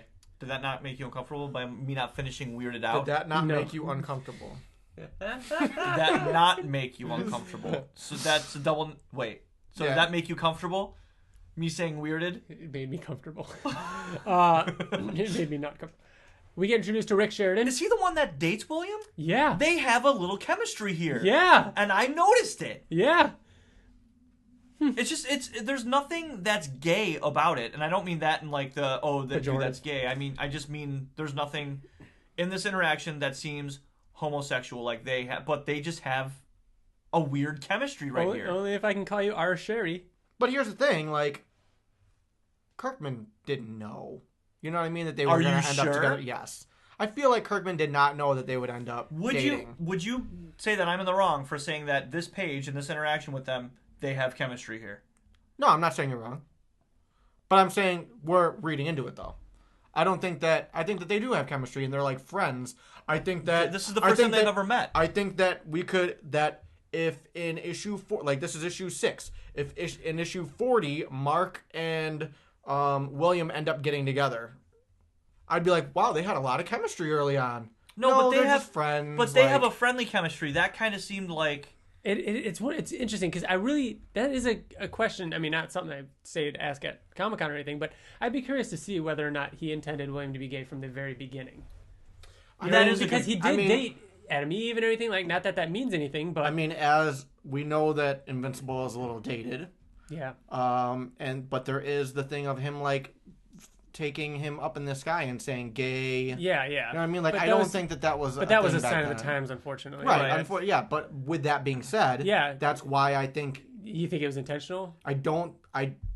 Oh, you I don't don't think think it's it was intentional intentional because that would because have of looked that. at it. Okay, yeah. right. I agree with that. because it was a different time. I really do, because if you read between the lines, you can kind of sense that William is overcompensating for something, because to me there's an undeniable amount of chemistry between these two, even though they have a slight I mean, I interaction. got a little bit, but I think you're giving more. Even right here where William is like, oh, this is going to be a hoot with these two chick magnets right here, like he's talking about them two.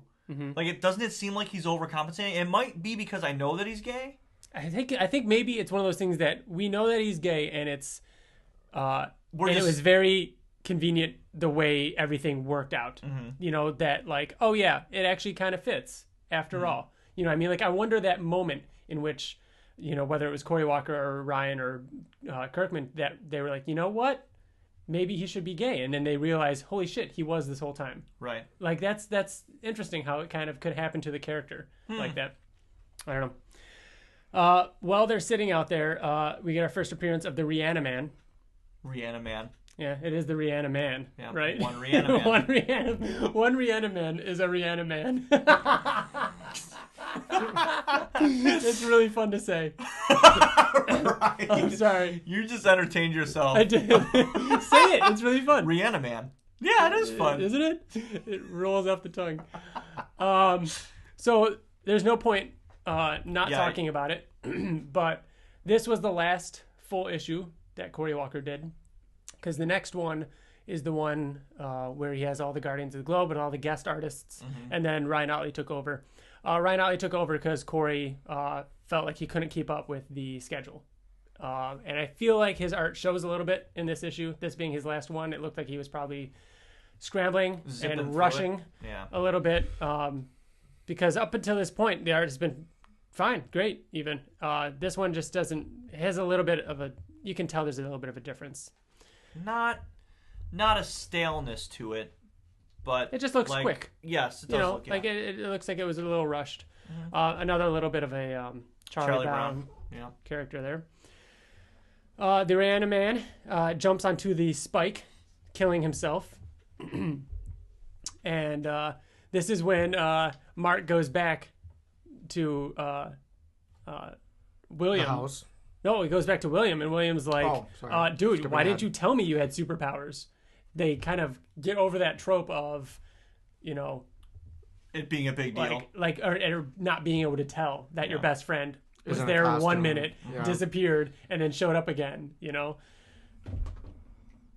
So, yeah. Oh, Science Dog. Oh, Science Dog fellow.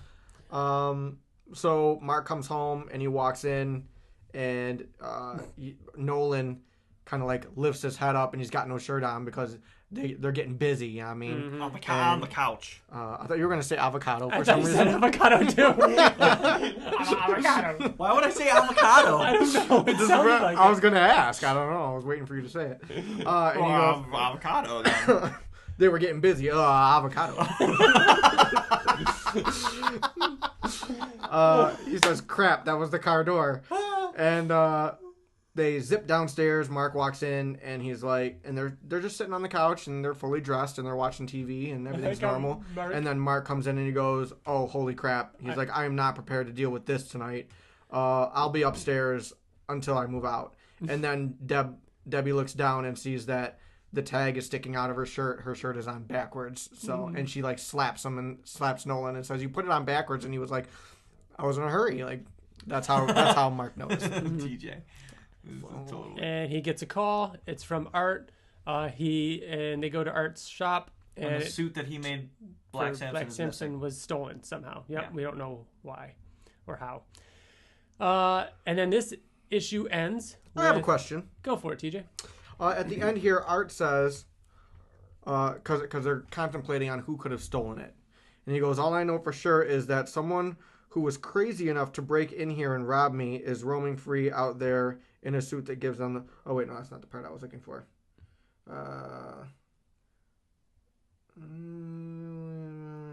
Where is it? Oh, okay, so he says, "But it's not like I deal with supervillains, and this place isn't exactly common knowledge." I could have sworn there was some point in Invincible where he mentions that he does do villains too. I swear there was. I've never seen that. We're gonna keep an eye on it. Let's keep an eye on it. And if any of the listeners, if there's any listeners right now that can find it too, let us know. Because I don't remember that. That'd be interesting. I could have sworn there was. Because I always thought that about him. They did both. So yeah, it ends with Adam Eve showing up to the Teen Team base atop the bridge. She comes in. She says, "Hello, is anyone here?" She sees something and says, "No, no, no, no, no, no." At the time, you don't know. No. No. And yeah, at the time, we don't know why or what. Avocado. Avocado, indeed. And now for the third issue in this arc, Chapter 3, issue 7. Issue 7. Which is also the third issue in a row that has text on the cover. I think that's one of the only, like the word bubbles, that old style thing. A fun little gimmick in the beginning where Mark needs to catch up on his sleep. This is one of the longest ones ever. Ever. Yeah. It's 8 straight panels of the same exact thing, which Kirkman makes fun of himself for doing. Yep. But Later on. This was like pretty redundant. It's also pretty convenient too if you're strapped for time and try to hurry up and get an issue out too. Right.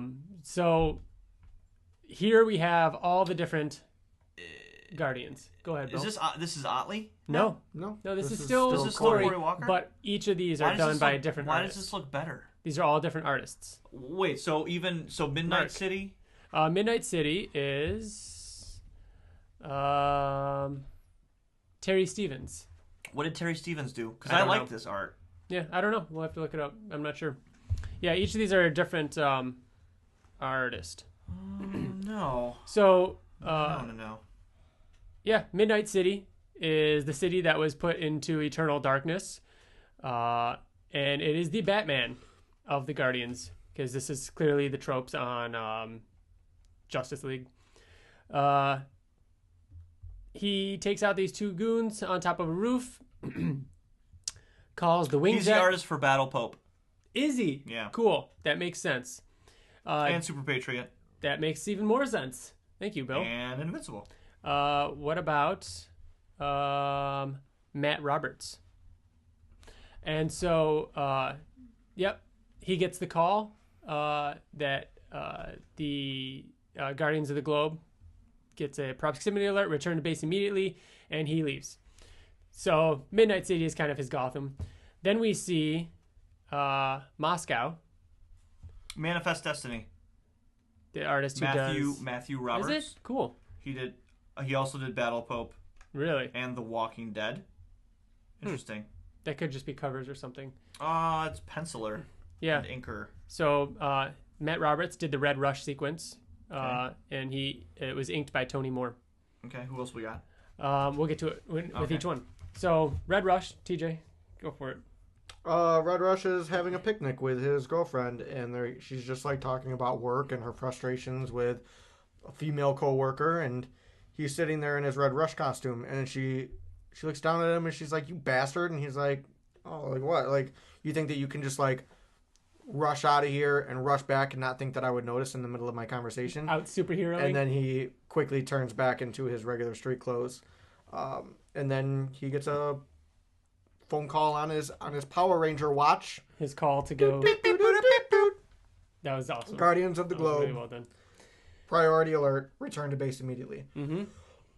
Same I alert love, that. I love that it keeps flashing him taking off. Which, by the way, he's fighting Kursk in one of those scenes, who is a villain that Russia, we see later on. Because they're speaking a different language. Yeah, this is all in Russia. Mm-hmm. So Kursk is, obviously like the Reverse Flash. It's kind of his arch nemesis, who Invincible fights multiple times. And then we've got the War Woman sequence. War Woman done by Mark Englert, who did Capes, and inked by Eric Larson. So it's War Woman waking up in the morning. Her girlfriend is making her breakfast, and then in storms a giant rock-looking Spartan giant. Your typical Wonder Woman villain. Kind of, yeah.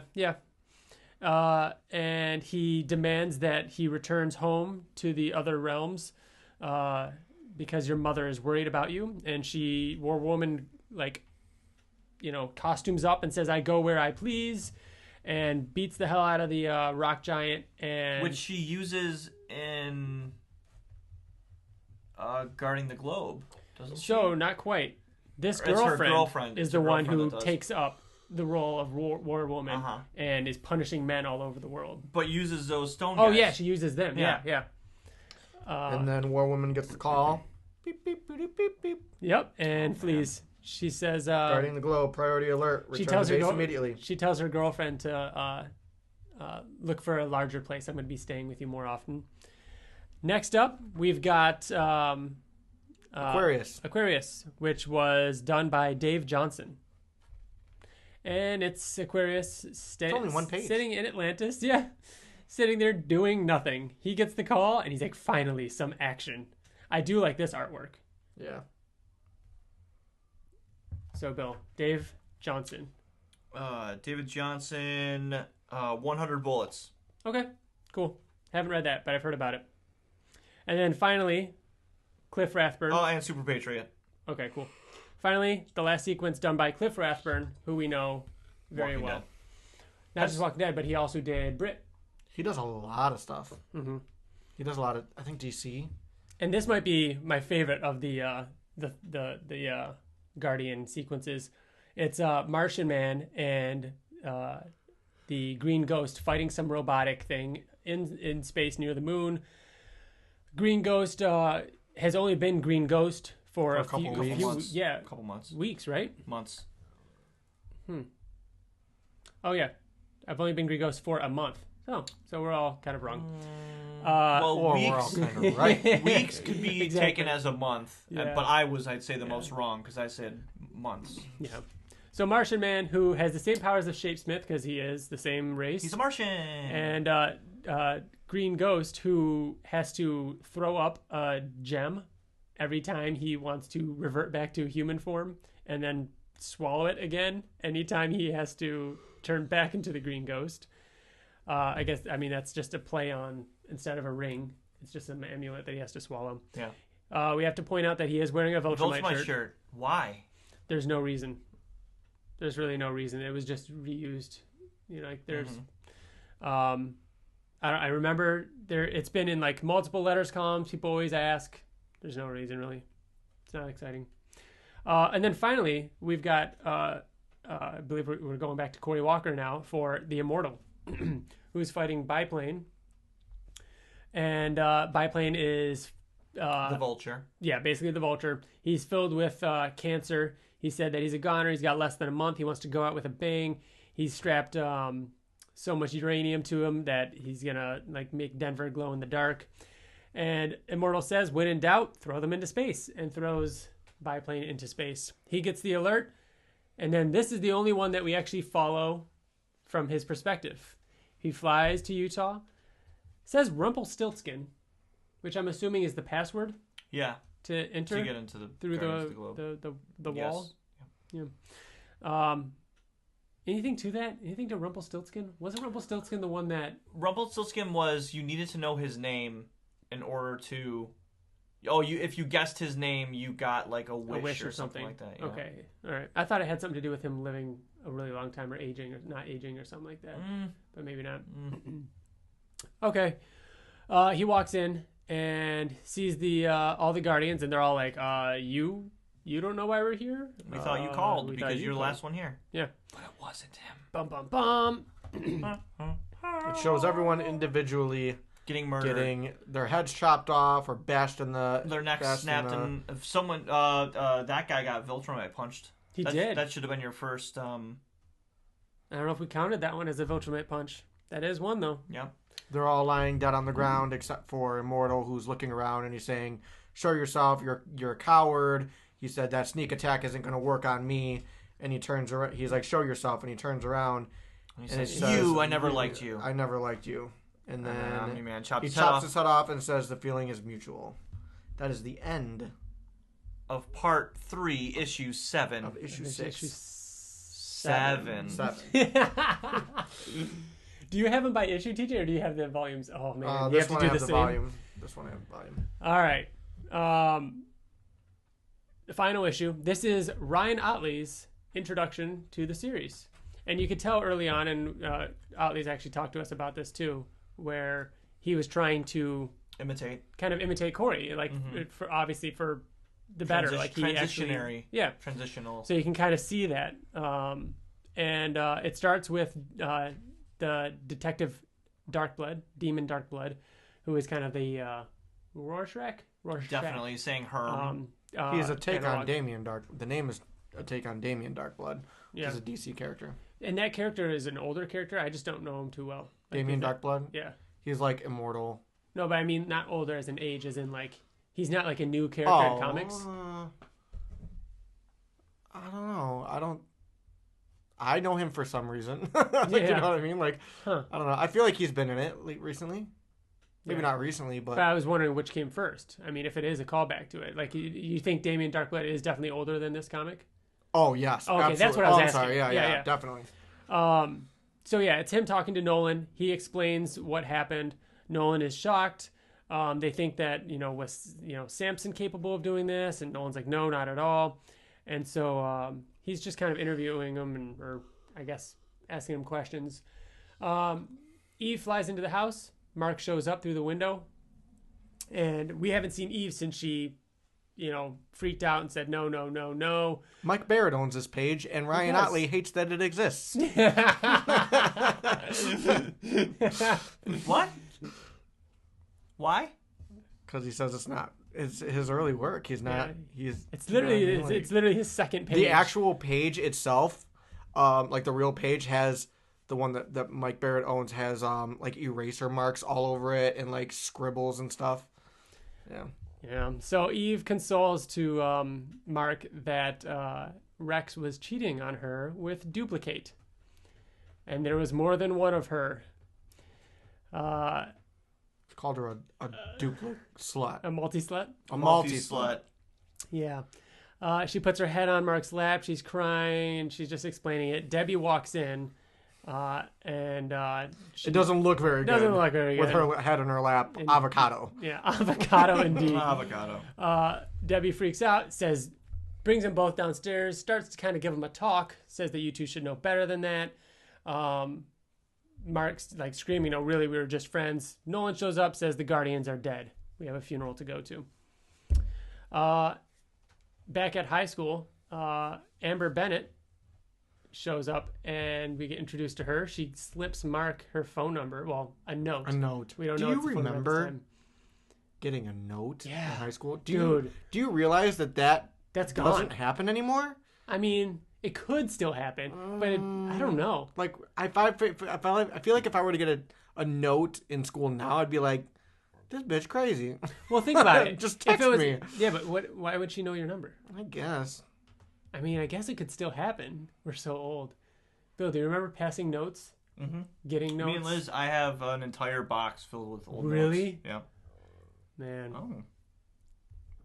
Oh, what? TJ's throat made a noise. So yeah, Mark gets it. Oh yeah, and this is also where we see Derek come back. Derek was the guy, the bully. He was the Flash Thompson in issue 1, 2. He was the bully that was kidnapped, and his body's a torso. Chest, yeah. Yep. Which, upon my first reading of the series, I confused him with Rick Sheridan. Because remember, doesn't Rick also have... I was confused. Right? Remember that? Remember the moment in which Rick breaks down saying, like, it's cold, I feel like there's nothing inside me anymore. But he was turned...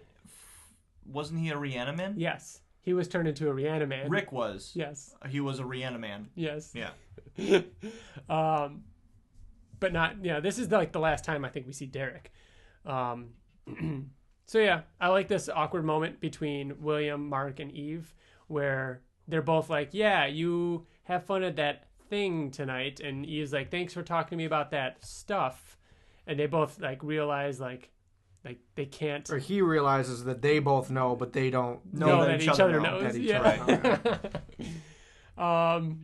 Mark fighting the elephant. Let's see, Debbie and Nolan forgetting about Mark's birthday.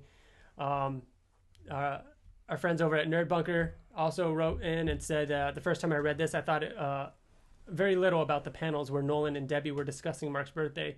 Knowing what we know now, again, I believe the final shot on Nolan's face shows actual guilt and him being ashamed.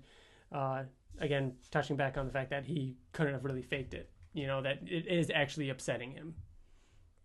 So, yep. Here we are at the cemetery, Arlington National Cemetery.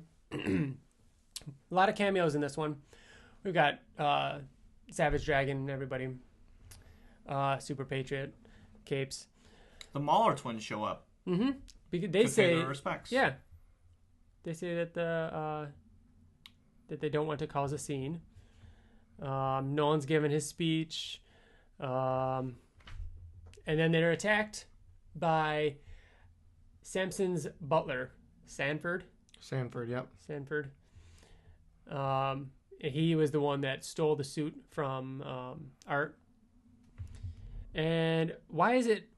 He says he wants revenge for what they did to Samson. For kicking him out. Yeah. For kicking him out of the Guardians. Mm-hmm. You can't stop me. I won't quit until I see their bodies destroyed. Mark saves Art. Nolan knocks out Sanford, and it's pretty much it, Not too much else other than that going on. We get a Bolt appearance from Capes. After the funeral, Eve shows up at the Teen base. Rex is flirting with Duplicate. Eve marches out. Mark opens up the note from Amber, and it's her phone number. And then this is the scene we were talking about before with William and Mark. William convinces Mark to take him flying, which I remember reading when we first read it, feeling like, what's the word? Way more like obvious. Of course, take him flying. That's awesome. Reading it again, it's okay, yeah. I mean, it just doesn't have quite the same impact. Because I think reading for the first time, it's how cool would it be to have your friend that does it, and then he actually does take you flying, you know what I mean? But now reading back, it's oh yeah, it's just William and Mark. I don't know. It didn't have the same impact to me. This is the panel that looks just like TJ. It does look exactly like TJ. Mark does. Wouldn't you agree, TJ? A little bit. Maybe. Especially younger this TJ. One, in this yeah, one. that's the one. Especially just younger. that one panel. If you're, oh my God, TJ, it's Yeah. so you. Isn't that crazy? I can see that. We should post a side by side. We get a younger picture of you looking like that. Oh my God, it's so you. Only two more scenes here. Nolan and Debbie are in bed. Debbie calls him out, saying that you haven't been yourself lately, and Nolan says it's because my colleagues were just murdered. She says, I know that, but that's not it. I've seen you sad. I've seen you mourn before. This is different. You're acting distant. I can't put my finger on it. Because he's feeling. Yeah. Yeah. Because he knows what's coming. I think it's because... It's both. Yes. Yeah. Yes. He knows what's coming, too. but he knows he's not ready for it. He's preoccupied for what has to come, but there is some grief there. There's Derek with his metal torso, and he goes and pisses on David Heil's grave, the teacher who So he turned died? him into the bomb. Mark threw him. Oh, that's remember? right. That's right. Yeah. Yeah. He turned himself into a bomb. Mark threw him in Antarctica, and they buried him in Arlington. And that's just what's happening to the side. Elsewhere in the cemetery, these two punks dig up the Immortals' grave. Who are they? Two punks. Punks. Punks, that's who they They're are. two punks. That's who they are. They're little punks. They're vandals. Yeah. They hear that if you drink... I read on the internet that if you drink from the immortal skull, you live forever. So they're digging up his grave to do that. And once they hit the bottom, the Mauler twins show up and say, we'll take it from here. You saved us a lot of work. Yeah, What if that's how Immortal became immortal? He drank from the skull of another immortal. It's true. I mean, we don't know that that's not true. It could very well be true. We don't know Immortal's origin. I don't think he No. ever really explains what he is. Is he human? In his origin story, there isn't the first panel that says I did this. TJ, grab Ultimate Collection Volume 2 behind you. So I that don't know this stuff, Ryan. You're just stop. All right. Immortals origin in issue 25. There's the secret origins of one page. It's just all little squares. How long can I keep this up? How many more years is it? The loss is the trail. Maybe it's time to move on to the next step. I already remember. I remember an accident long ago.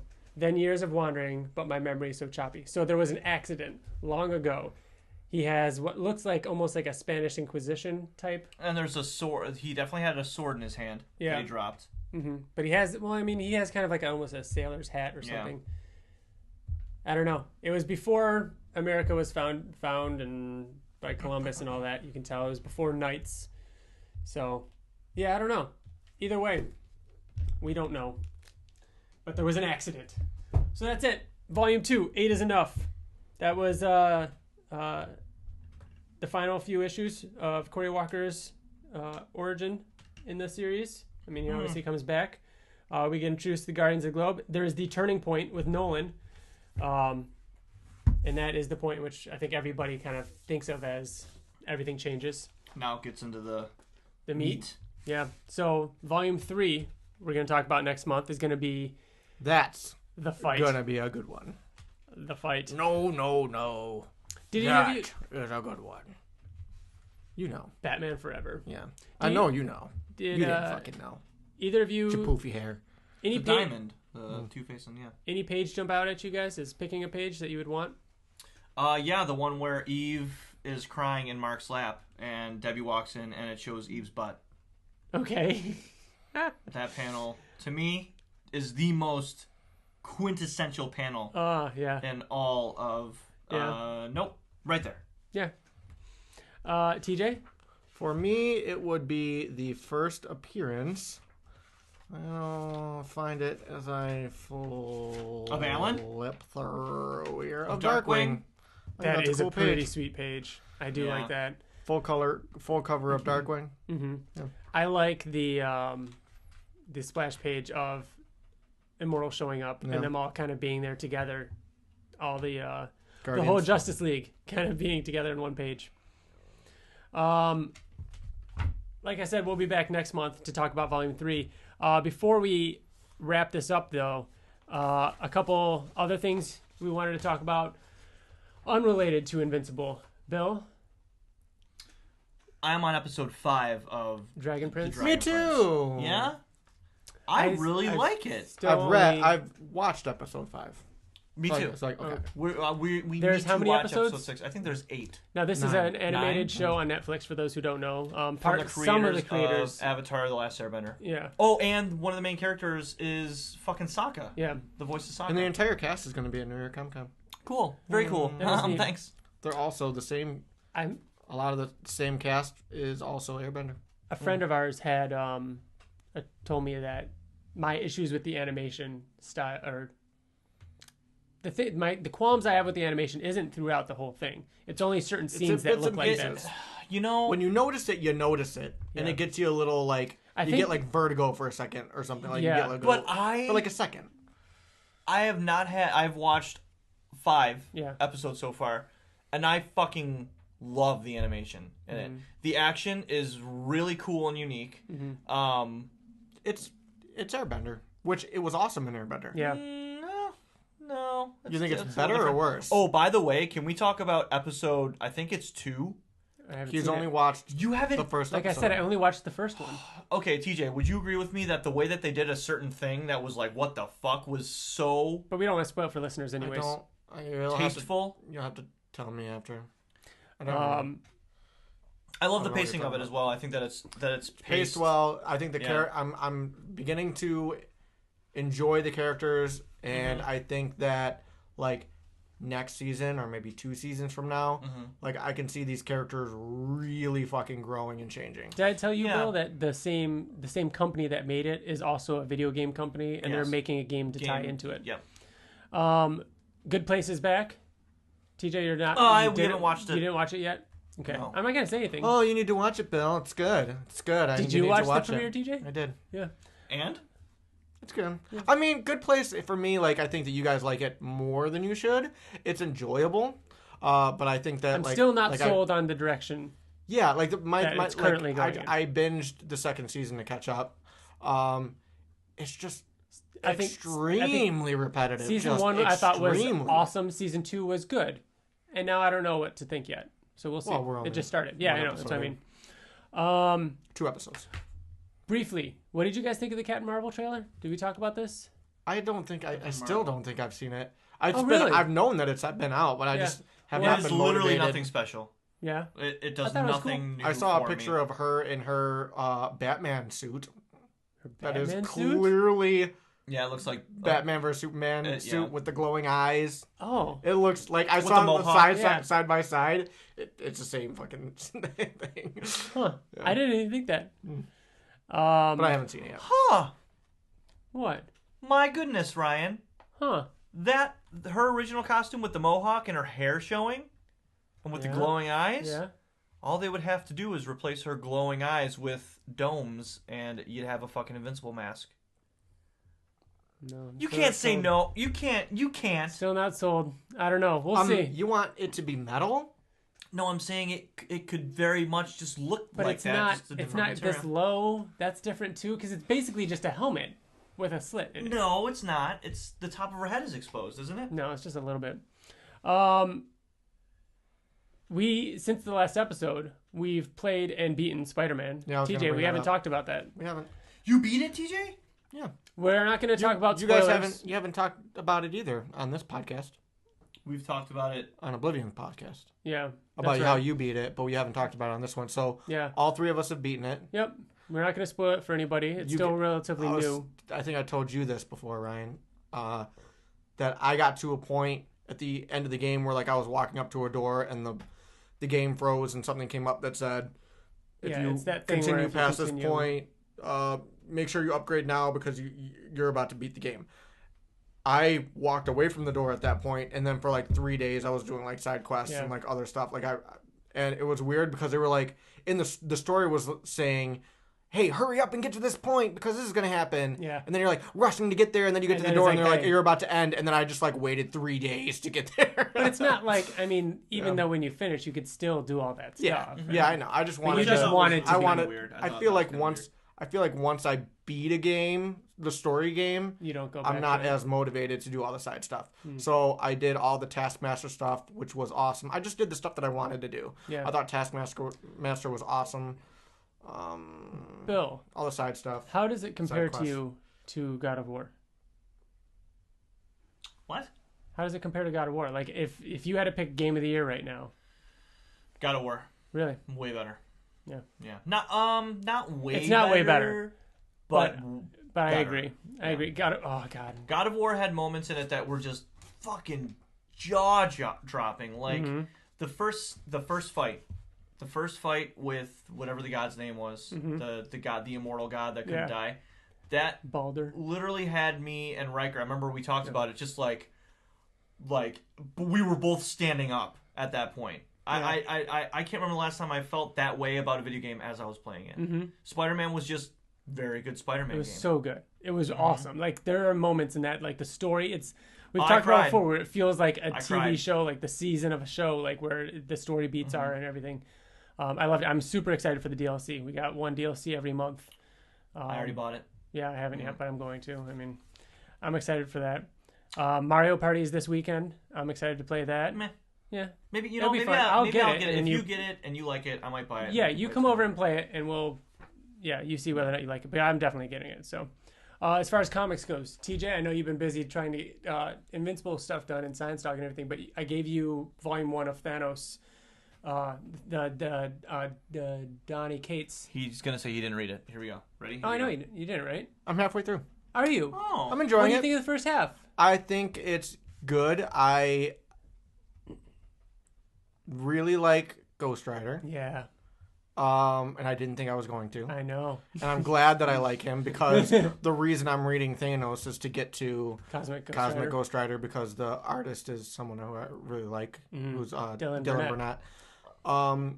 Dude, and It's- Cosmic it's Ghost Rider good. is so good. It's Cosmic good. Ghost Rider is one of the best things I'm reading right now. It's a lot of fun. I will say one thing that is really motivating me to read it and continue it is, and I don't even know if you've read it yet, the newest issue of Cosmic Ghost Rider. I saw the cover for it.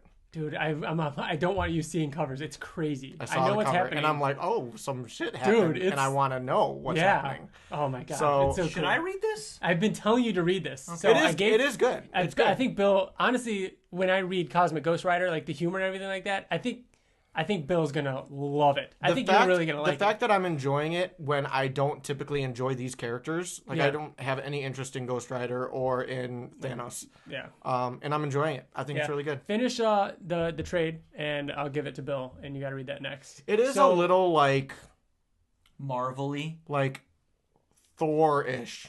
You know, like he's like powerful at all times, and he's like, I don't bow to nobody. Like the whole like that's like kind of gets old a little bit, but it's good. Yeah, I like it. Yeah, it's very. The story is awesome. It is for the most part standalone though, Bill. You don't have to worry about anything else. So it is its own thing. It reminds me a lot of Old Man Logan. Did you read that? Yeah, it was awesome. Yeah. You're gonna like this.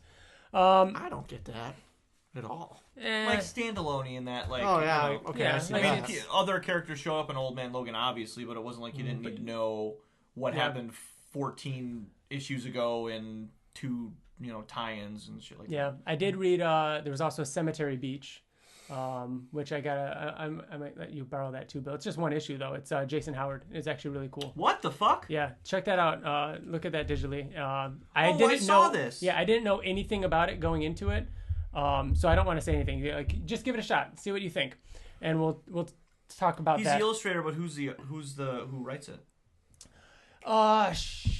Warren Ellis, is that right? So it's basically trees. Yeah, it's the same team doing this. Cemetery Beach. Because Warren Ellis and Jason Howard do trees together. Yeah, which I had the first issue. I never picked up trees. Did you read any of it? I have the first volume. Oh yeah. Which I read, and I remember it being awesome, but I just never got the second volume.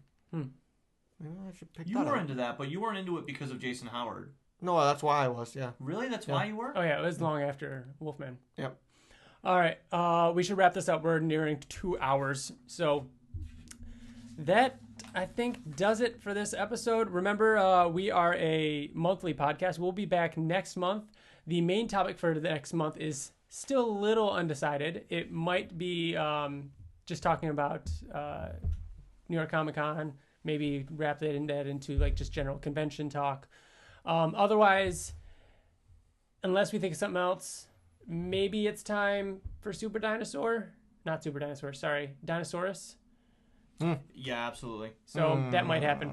We'll announce it. We'll announce it on Twitter what the main topic will be for next episode. Otherwise, Volume 3, issues 9, 10 through 12. Through 11, 12 probably, yeah. 9 through 12 will be next up for the rereader. So email us, message us. Remember, you can email us at theinvinciblepodcast@gmail.com. Find us on Twitter and Facebook and YouTube.